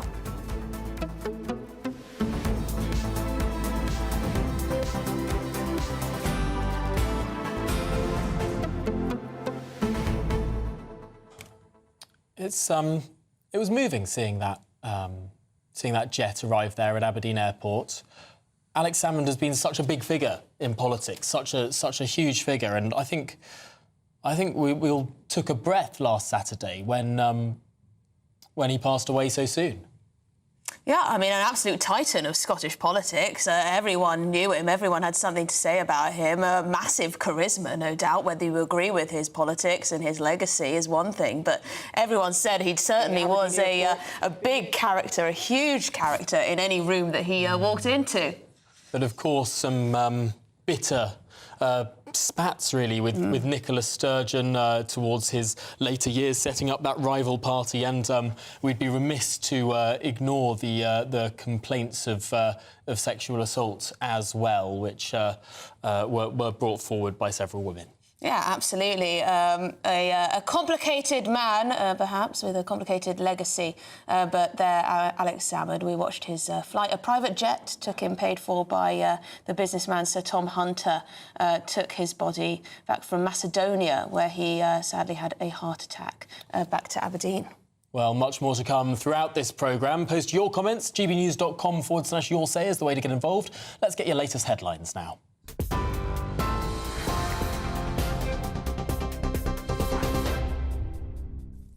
Very good afternoon to you. Just coming up to 5 minutes past 2. As we were just hearing there, the body of Alex Salmond has returned to Scotland following his death at the age of 69. We will come back to that story later this hour. For now, though, turning to other news making the headlines this hour, and a heavily pregnant woman and her unborn baby have died after a collision with an unmarked police car in South London. That incident happened at around 6:15 last night. It's unclear at this stage if the police vehicle was responding to an emergency at the time, which is now a key focus of the ongoing investigation. 2 officers in that police car were taken to hospital but have since been discharged, and a road closure was in place earlier, with inquiries continuing. Barristers representing the Harrods Survivors Group have condemned what they've described as the horrible and the monstrous abuse at the hands of Mohammed Al-Fayed after a report exposed new allegations at Fulham Football Club. Dean Armstrong KC and his team have praised the bravery of former Fulham women's captain Ronnie Gibbons, who's accused the billionaire of sexual assault during her time at the club. Her claims are part of a wider investigation by the Metropolitan Police into now 40 new allegations of sexual misconduct against Al-Fayed. Investigators are pledging to uncover further abuses and to hold those involved accountable. King Charles and Queen Camilla have touched down in Australia today for a historic royal tour. The couple landed in Sydney earlier, greeted with a warm welcome and a bouquet of flowers for the Queen. It's His Majesty's first trip to Australia as King and his first official overseas trip since being diagnosed with cancer earlier this year. They'll spend 6 days touring Canberra and Sydney before heading to Samoa for a state visit and a Commonwealth summit, which King Charles will formally open. Their tour schedule, though, was scaled back slightly on doctors' orders, with a New Zealand visit cancelled. Niall Horan has paid tribute to his former One Direction bandmate Liam Payne, saying he'll cherish every moment that they shared. That emotional Instagram post from Niall came after Liam died at the age of 31, falling from a third-floor balcony in Buenos Aires. Horan sent love to Liam's family, including his son Bear, signing off with the words, "Love you, brother." A post-mortem confirmed multiple traumas from that fall, with police also describing Payne's hotel room as in complete disarray. While other musicians, including former X Factor contestant Katie Wazel, have been paying tribute. Here's what Katie had to say. I think that something went wrong at the very beginning, and we've seen this systemically happen with former X Factor contestants and prior to 2010 and post 2010. We have to kind of get to the root of the issue here, and the very beginning point. So I beg to ask the question, had we have all been given the right mental health support and welfare checks and so on and so forth at the very beginning, perhaps we would then had the resources and tools to navigate the future and to kind of digest it in a bit of a different way. International news, and Israel's year-long war with Hamas took a dramatic turn yesterday as the IDF killed Yahya Sinwar, the militant group's leader and believed mastermind behind last year's October the 7th attacks. Unaware of his identity at first, IDF forces say they stumbled across Sinwar during an operation in Gaza, taking out Israel's most wanted man. While Prime Minister Benjamin Netanyahu called it a major blow to Hamas, he has warned the fight is far from over. Talks between Netanyahu and the US President Joe Biden are currently now focused on using this moment to free hostages and end the conflict. But Iran says the killing will only strengthen resistance. Meanwhile, Hezbollah in Lebanon has vowed to escalate its conflict with Israel. And just before I go, North Korea has reportedly sent 1,500 special forces to Russia, where they're training to join the war against Ukraine. South Korea's spy agency says the troops have been given Russian uniforms, Russian weapons and even fake IDs. It's understood North Korea is also providing artillery, rockets and missiles to support Moscow. It comes after Ukraine's President Volodymyr Zelensky warned NATO leaders that up to 10,000 North Koreans could soon be fighting on the front lines. The Kremlin, though, has dismissed the reports as fake news. Those are the latest headlines for now. Your next update from me in about half an hour. For the very latest GB News direct to your smartphone, sign up to News Alerts by scanning the QR code or go to gbnews.com/alerts.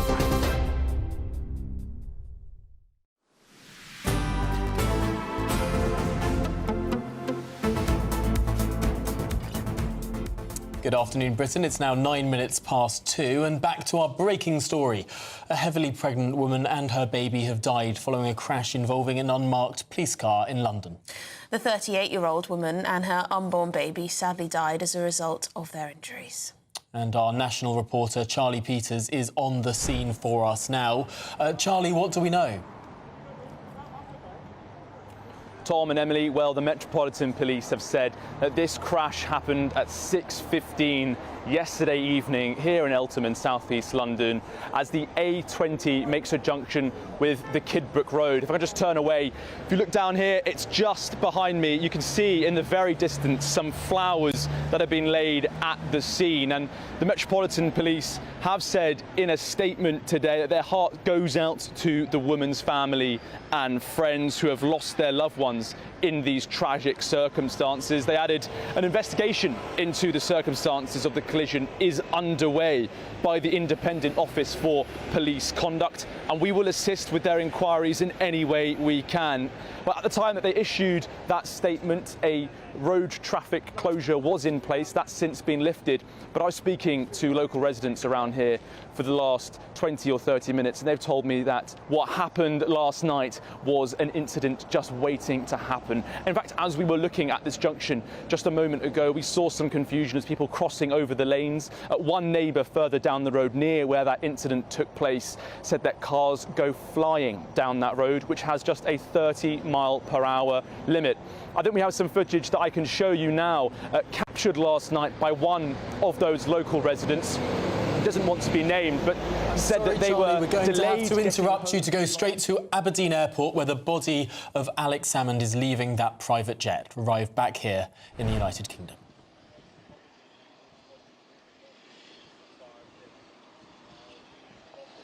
Yes, hello, that's correct. Alex Salmond's body has just been taken out of the aircraft and loaded into the hearse. It did see signs there of members of the Alba Party, Kenny McCaskill, and of course Alex Salmond's wife of more than 40 years, Moira Salmond, there along with sisters and nieces. They will now make the 40-50 mile journey up to Stricken, Alex Salmond's hometown, where they will begin making funeral arrangements for the coming days. And there, Tony, as you say, are members of Alex Salmond's family, members of his new party, the Alba Party, receiving his body there from that chartered private flight that came from North Macedonia and has just arrived in Aberdeen Airport. That's correct. Now, he left North Macedonia late this morning, local time, where he received a guard of honour from some of the local soldiers there. They draped his coffin with the Scottish Saltire, and he was given that Guard of Honour as his coffin was loaded into that private charter flight, paid for, of course, by former Labour donor Sir Tom Hunter, who, in a short statement, Mr Hunter had said that, well, they didn't see eye to eye. He had spent his whole life at Mr Salmond working for Scotland, and therefore for his family and himself that he deserved a dignified way home. So that's Alex Salmond about to begin that 40-mile journey up to Stricken, his home in Aberdeenshire.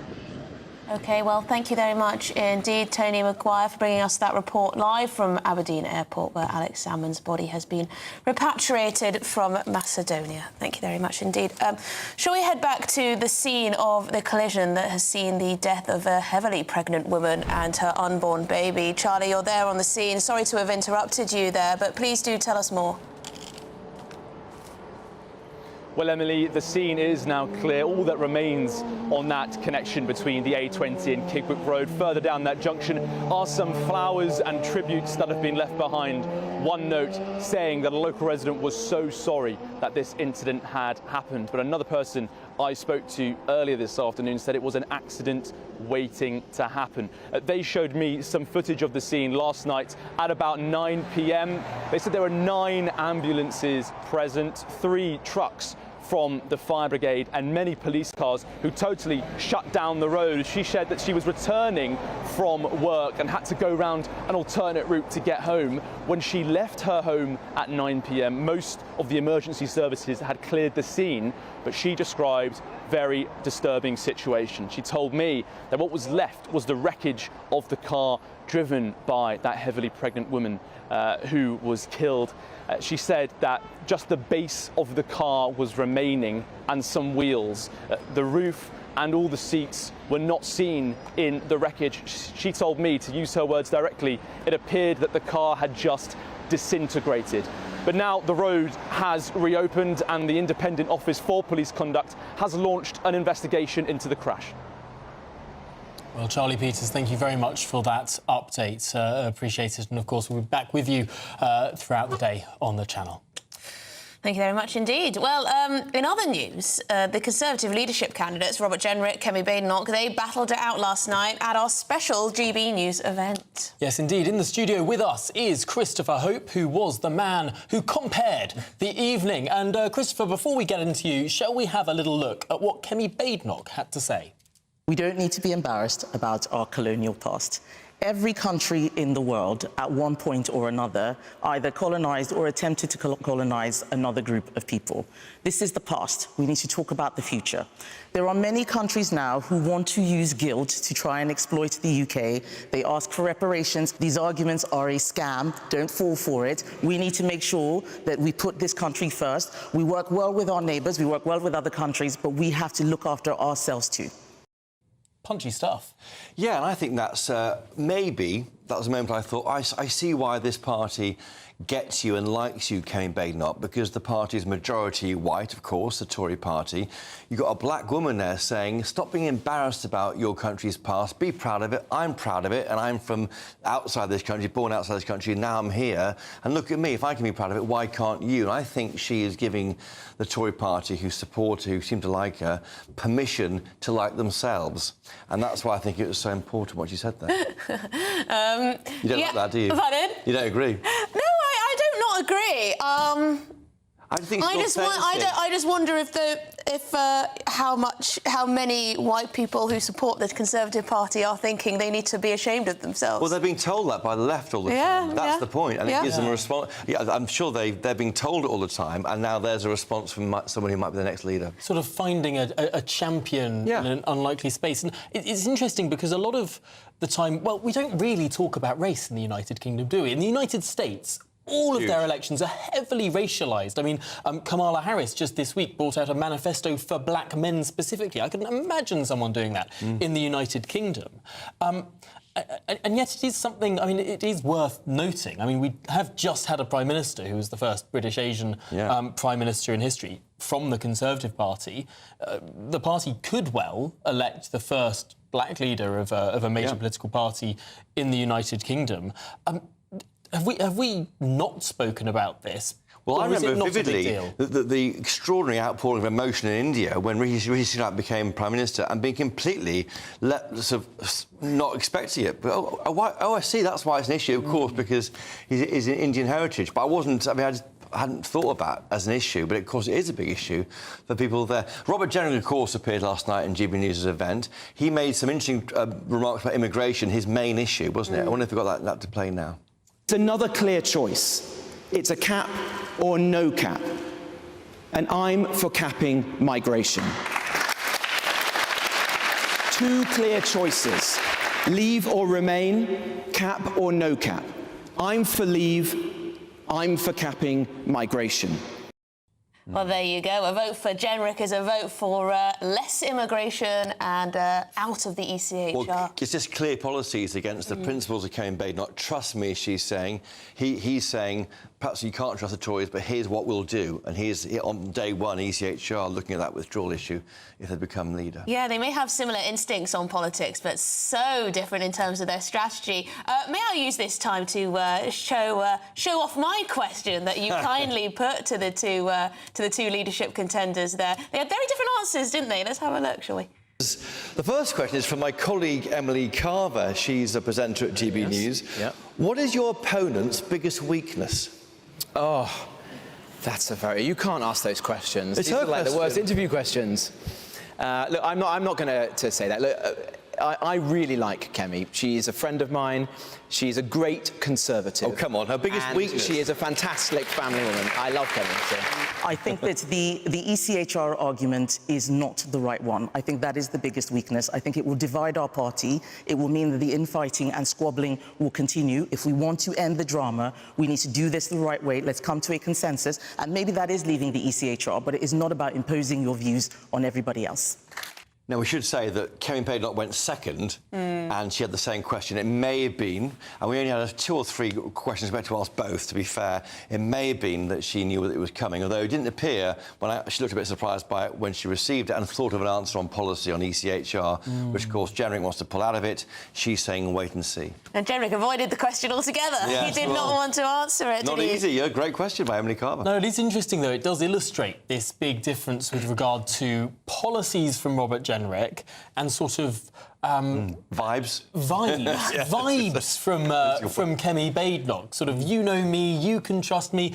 But, I mean, that does mean that there could be quite a few people who don't really know where Kemi Badenoch stands on a lot of these issues. She's got support from people who are perhaps more on the left of the party than Robert Jenrick does. And I think on the ECHR, she gave some defences of how it's helped out trans communities in dealing with their rights. The argument for defending it was quite daunting. I thought that was she was talking about gender-critical women. Oh, gender-critical, yeah. So if anything, that was an anti-woke argument in favour of the ECHR, which is marrying two sort of very different Yeah, issues. but it does make people confused as to where she actually stands. It sounds like she hasn't worked it out yet, if I'm being ungenerous, Christopher. Well, you can say that, Emily. Others may differ from that. I mean, she is saying, I'm going to review all these areas. I'm a Brexiteer. She campaigned for that, didn't she?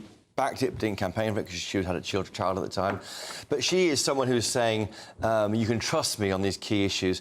Rather than getting tied on day one into a series of policy pronouncements, which Robert Jenrick's offering, which gives you certainty as a member, she's saying, trust me, I'm going in the right direction, we'll get the workable response after 4 years.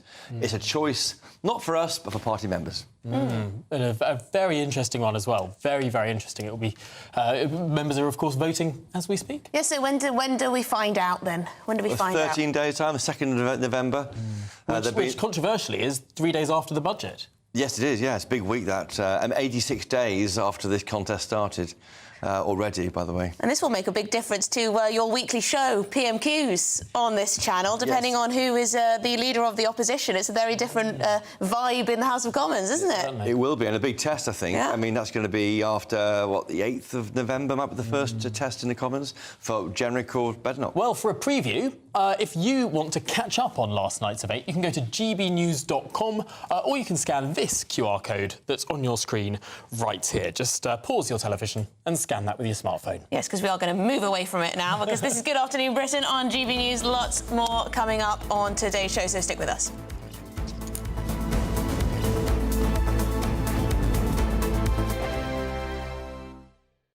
This is GB News, Britain's news channel.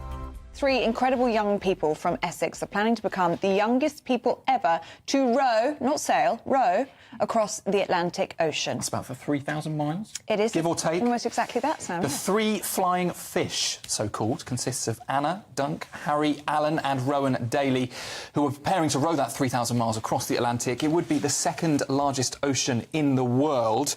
And the trio are aiming to do that challenge in support of the Teenage Cancer Trust. Well, I'm very pleased to say that Anna and Harry from the Flying Fish join us now. Very good morning to both of you. Guys. Morning. I think the 2 of you are bonkers, but brilliant. Absolutely incredible what you're doing to raise money for Teenage Cancer Trust. Why did you want to do this?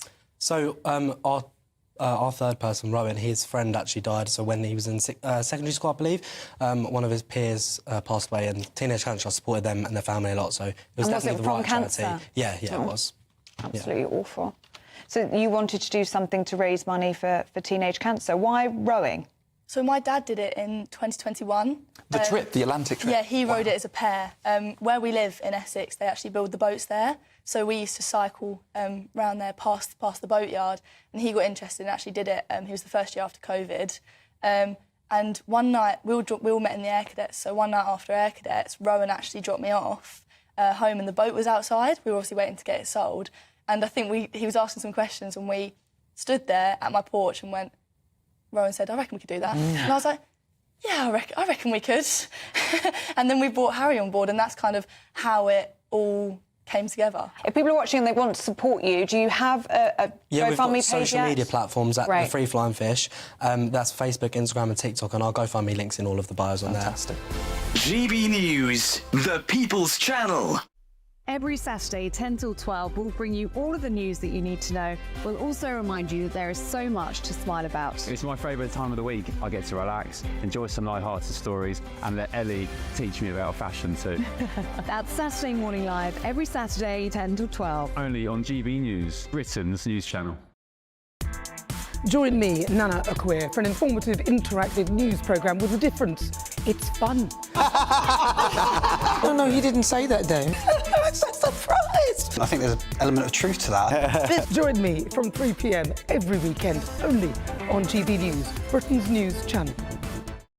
If you want your news to be straight talking... This is a nightmare for the Conservatives again. Down to earth. It's not just Nottingham where this is happening, is it? And most importantly, honest. Hard-working, middle-class taxpayers, they'll get their book thrown at them. Then catch me, Martin Daubney, Monday to Friday, 3 till 6 p.m. on GB News, Britain's news channel.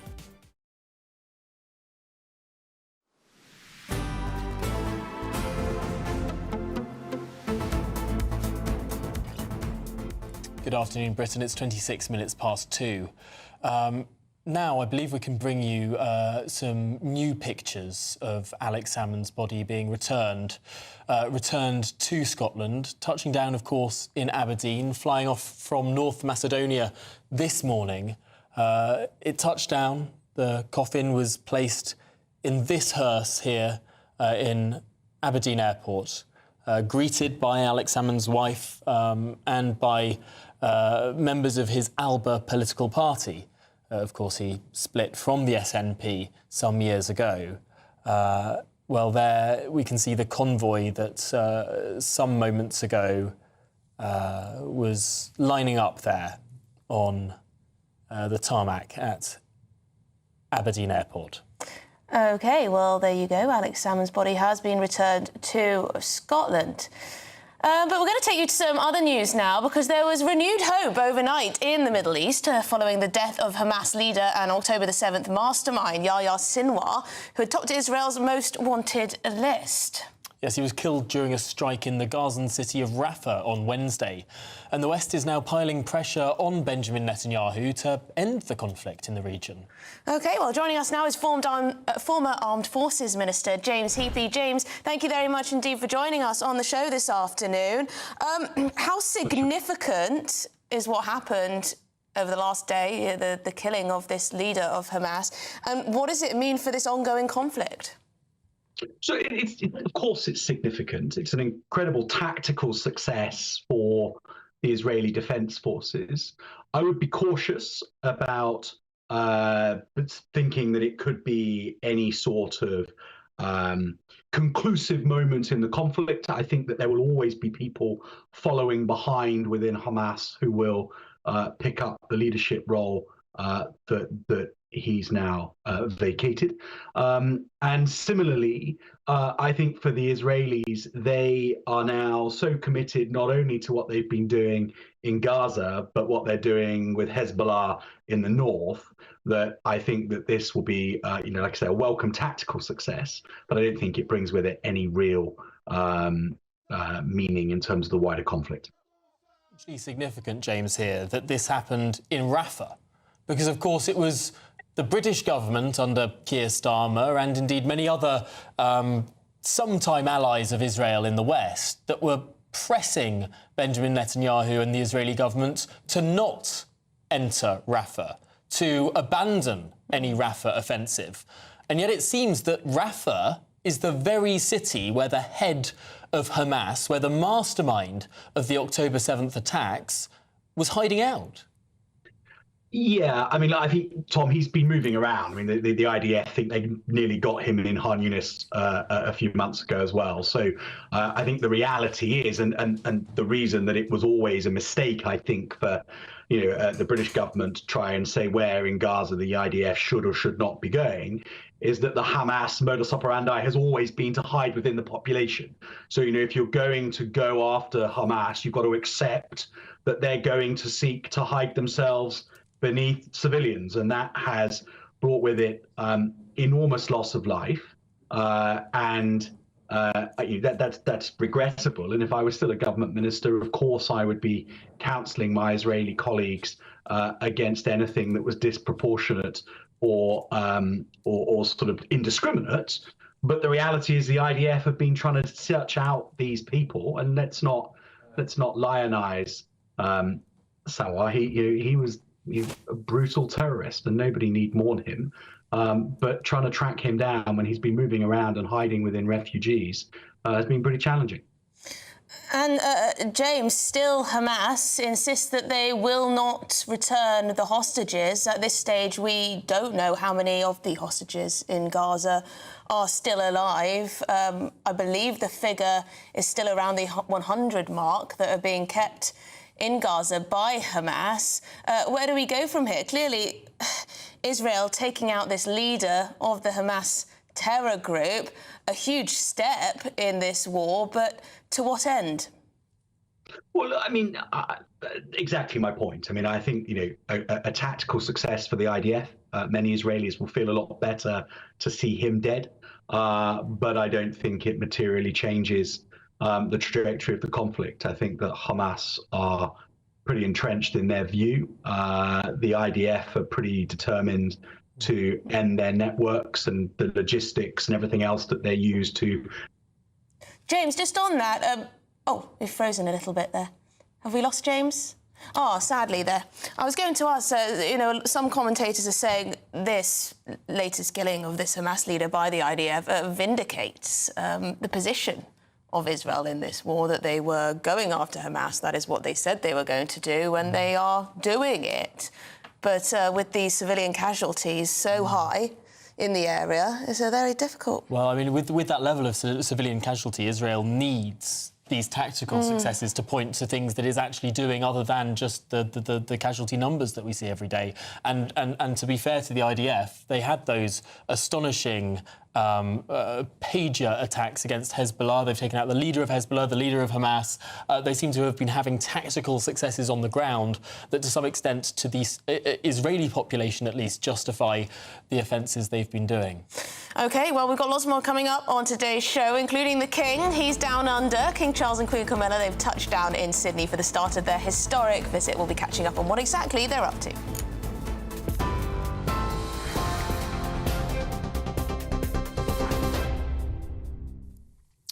Very good afternoon to you. 32 minutes past 2. And as we've just been seeing and hearing, Alex Salmond's body has returned to Aberdeen in Scotland from North Macedonia. You can see there the moment that plane, private jet, landed moments ago. We've also seen his coffin being removed, Alex Salmond's coffin being removed from that aircraft and taken away after his sudden death at a conference in North Macedonia. On Sunday, the former First Minister of Scotland passed away from a heart attack after a conference. And as I say, his body was flown back this afternoon on a chartered flight arranged by businessman Sir Tom Hunter. Upon arrival, his coffin was received by his family and the acting leader of the Alba Party, Kenny McCaskill. Plans are now underway for a private family funeral and public memorial to honour his life, with the family requesting privacy during this time. In other news, a heavily pregnant woman and her unborn baby have died after a collision with an unmarked police car in south-east London. The incident happened at around 6:15 last night. It's unclear at this stage if the police vehicle was responding to an emergency at the time, which is now the key focus of the ongoing investigation. 2 police officers were in the car at the time and were taken to hospital, but have since been discharged. Earlier, a road closure was in place and inquiries are now ongoing. Niall Horan has paid tribute to his former One Direction bandmate Liam Payne, saying he'll cherish every moment that they shared. That emotional Instagram post came after Liam died at the age of 31 after falling from a 3rd-floor balcony in Buenos Aires. Niall also sent love to Liam's family, including his son Bear, and signed off that message with the words, "Love you, brother." A post-mortem confirmed multiple traumas from the fall, with police describing Liam's hotel room as in complete disarray. Other musicians and fans have been remembering Liam's infectious energy with a candlelight vigil held in Argentina. North Korea has reportedly sent 1,500 special forces to Russia, where they are believed to be training to join the war against Ukraine. South Korea's spy agency says the troops have been given Russian uniforms, Russian weapons and even fake IDs. It's understood North Korea is also providing artillery, rockets and missiles to support Moscow. It comes after Ukraine's President Volodymyr Zelensky warned NATO leaders that up to 10,000 North Koreans could soon be fighting on the front lines, though the Kremlin has dismissed any reports as fake news. And criminals have stolen over £500 million through fraud in the first half of this year, according to UK Finance. Unauthorised fraud rose by 5%, costing £358 million, with card scams up by... Let's start that again, shall we, to get the figures absolutely correct for you. Unauthorised fraud rose by 5%, costing £358 million, with payment card scams up as card-not-present fraud surged. There we go. Despite that, losses from scams like romance and investment fraud fell, with fewer people being tricked into transferring money. UK Finance says £126 million was returned to victims, with new rules making refunds mandatory for those scammed online. And if you didn't quite catch all of those figures there, because I didn't quite make sense, Sophia Wensler will say it all again at 3 o'clock. That's it from me. Have a wonderful rest of your afternoon. For the very latest GB News direct to your smartphone, sign up to News Alerts by scanning the QR code or go to gbnews.com/alerts.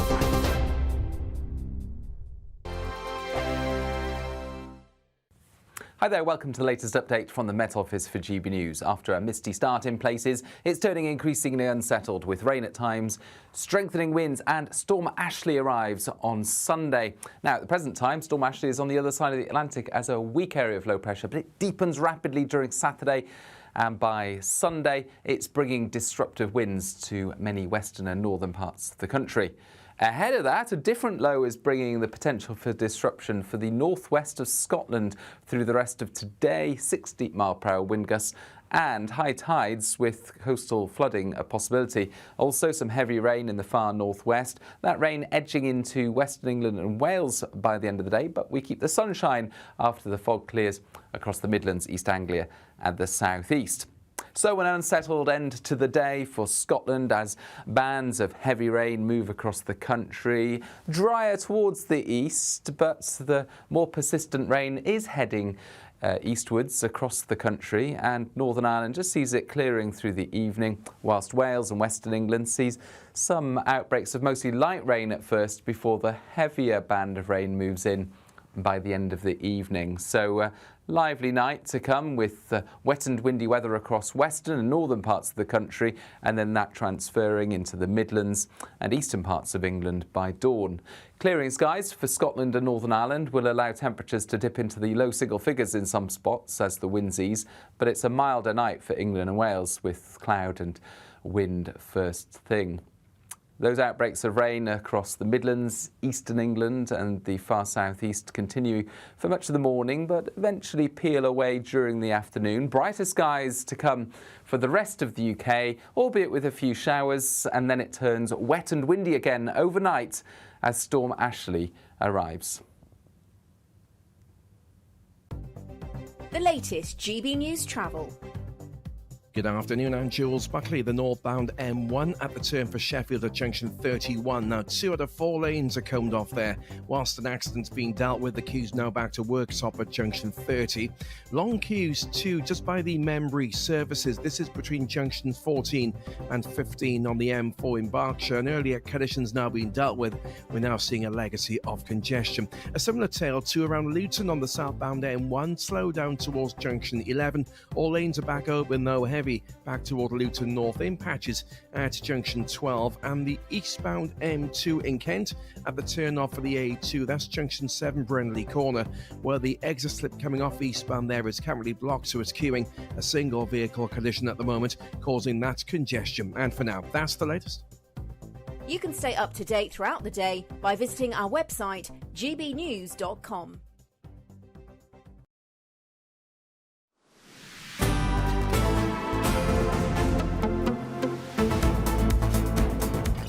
Right, good afternoon, Britain. It is 2:40, and we've still got a little bit of time with us two. You've got a little bit of time with us too. But Ben Leo is also coming up. He's in for Martin this afternoon, which is fun. Ben, what have you got? Good afternoon to you both. Well, look, Martin Daubney's on holiday today, sunning himself somewhere nice. So I thought only fair I take the viewers around the world as well, starting with Sir Keir Starmer's big speech in Germany. He's at this Quad meeting. He's expected to give a live talk on the Israel and Ukraine situations at around about 5:30, I believe.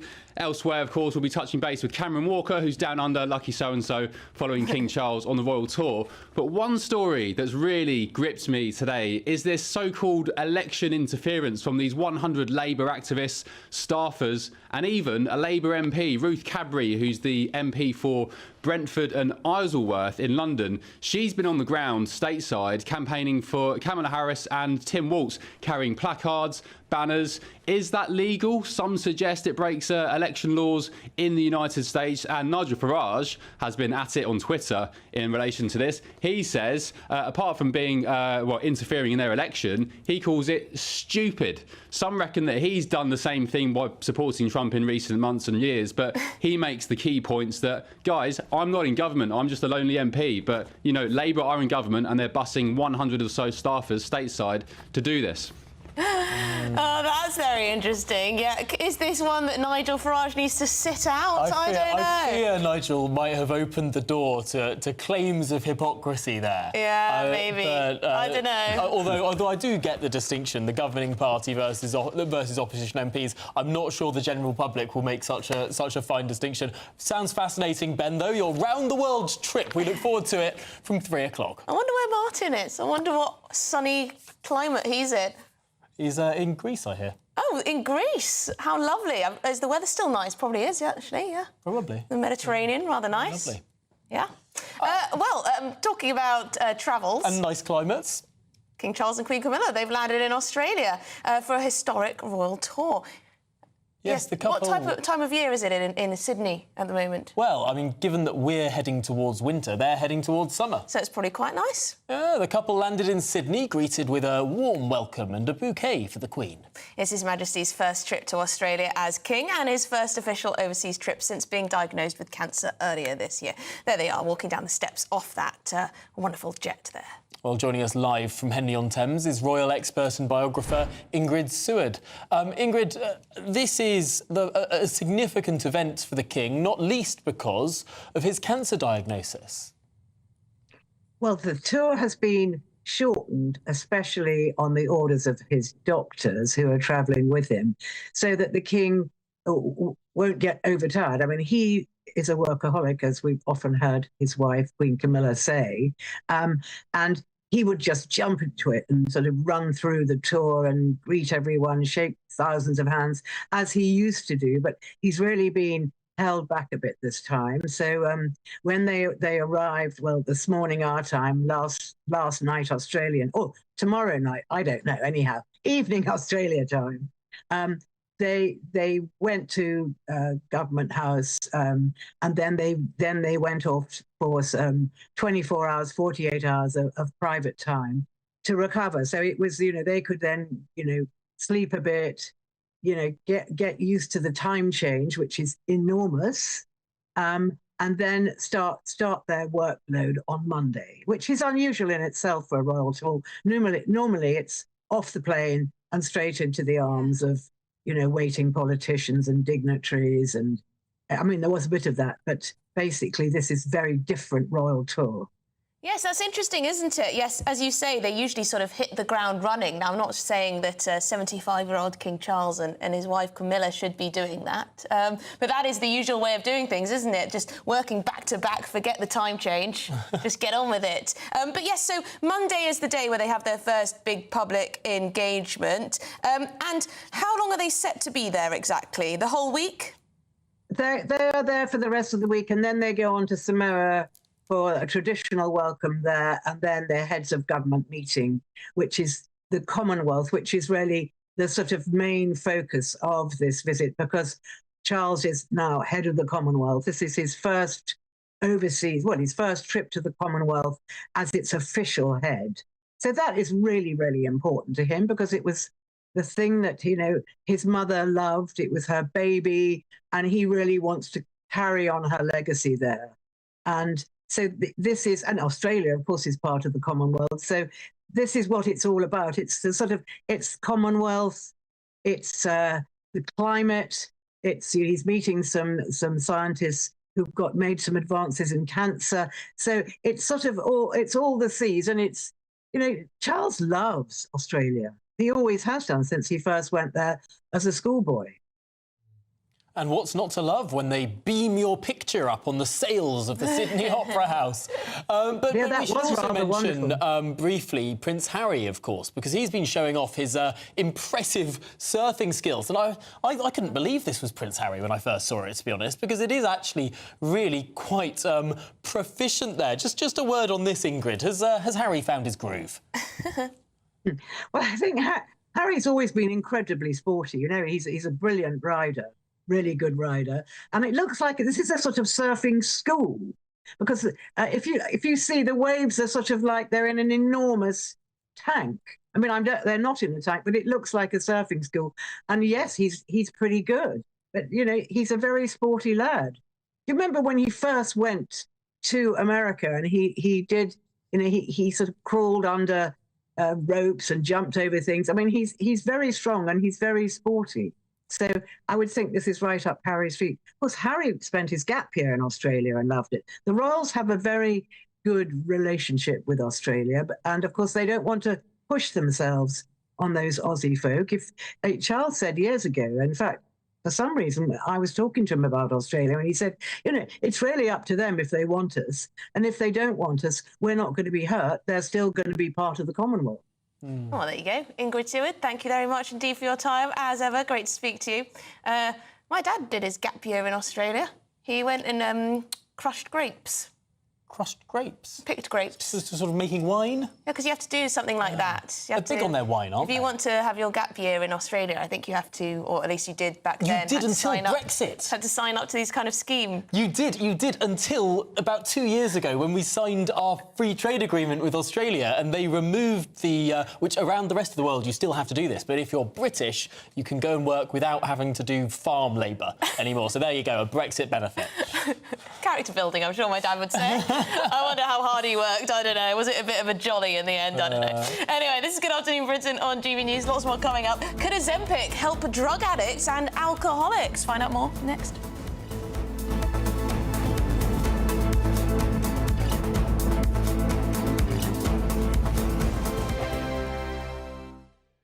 Sir Jacob Rees-Mogg's State of the Nation, Monday to Thursday from 8 p.m. You must be so proud of your daughter being so just amazingly brave and a model for other people who face illness. I think we're proud of her all day, every day, and always have been. Liz has always given her all to anything she put her mind to, whether that was studying for her GCSE exams at school or whether it's been her photography and battling cancer. Liz never does anything by half, and we are so incredibly proud of her each and every day. And Liz, I noticed a wonderful line from you saying that when you've got cancer, A-levels don't matter so much. That seems to me to be a very reasonable view to take and has given you then the chance to do these other amazing things that you will be doing more of in future with the London Ambulance Service. And I imagine many people will want to help you with your bucket list because they've now seen you and seen how brave you are. Yeah, I mean, hopefully we've already been overwhelmed by the responses and the support by so many people. I think when my mum originally posted the list, it received like 4,000 replies. It was insane, and still there's more.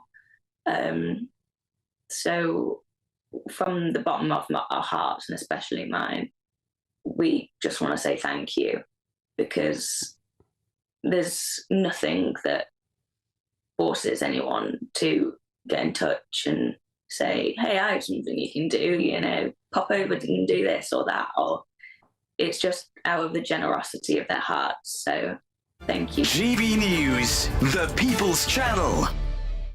Why go out on a Friday night when Friday night comes straight to your home? Talking about? Join me and my A-team of top pundits. Chemistry tonight is electric. As we tackle the big stories of the day with wit, insight and fearless energy.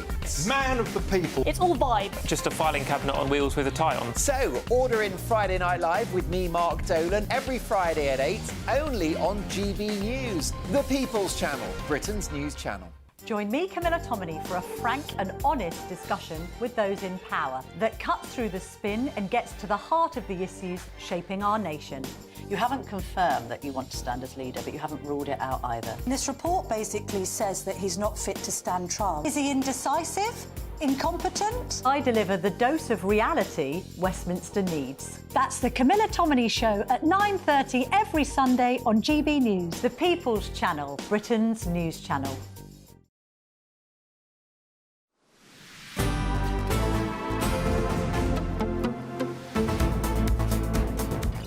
Good afternoon, Britain. Just gone 10 to 3. Now, is the fat jab Ozempic actually a miracle cure? For lots of things. A new study has suggested that Ozempic, the weight loss drug, could be used to treat drug and alcohol addictions in the future. How great would that be? Yes, an analysis of 1.3 million health records found that these types of drugs actually reduce the instance of drug or alcohol overdoses, but much more research is needed in these areas. OK, well, to discuss this, Health and Social Affairs editor at the Sunday Express, Lucy Johnston. Lucy, thank you very much indeed. I mean, if we've now got the cure for alcohol and drug addiction, I mean, that could save hundreds of thousands of millions of deaths.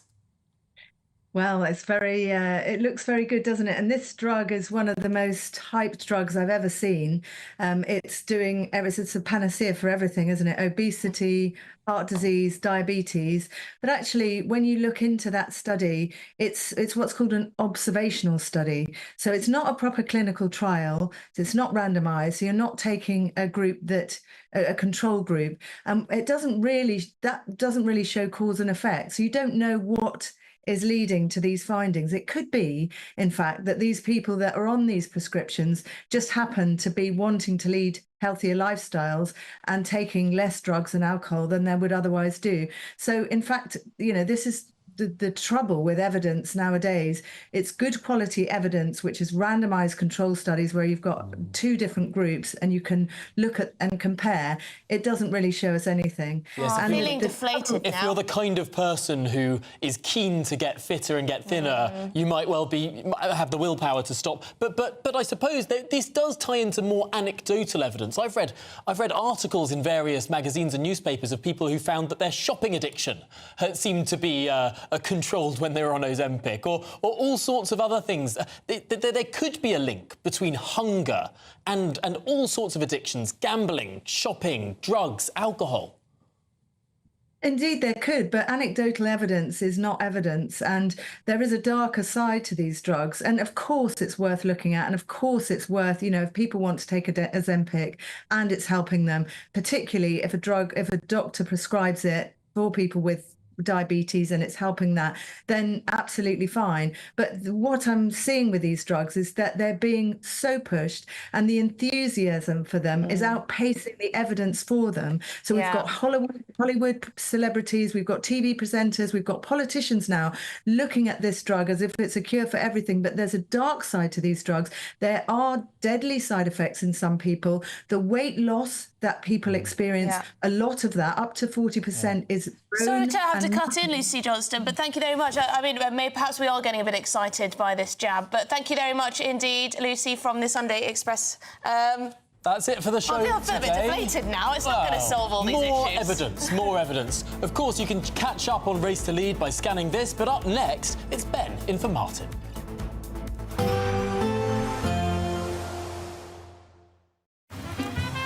Despite the morning rain, it'll be a nice, warm, cosy day ahead.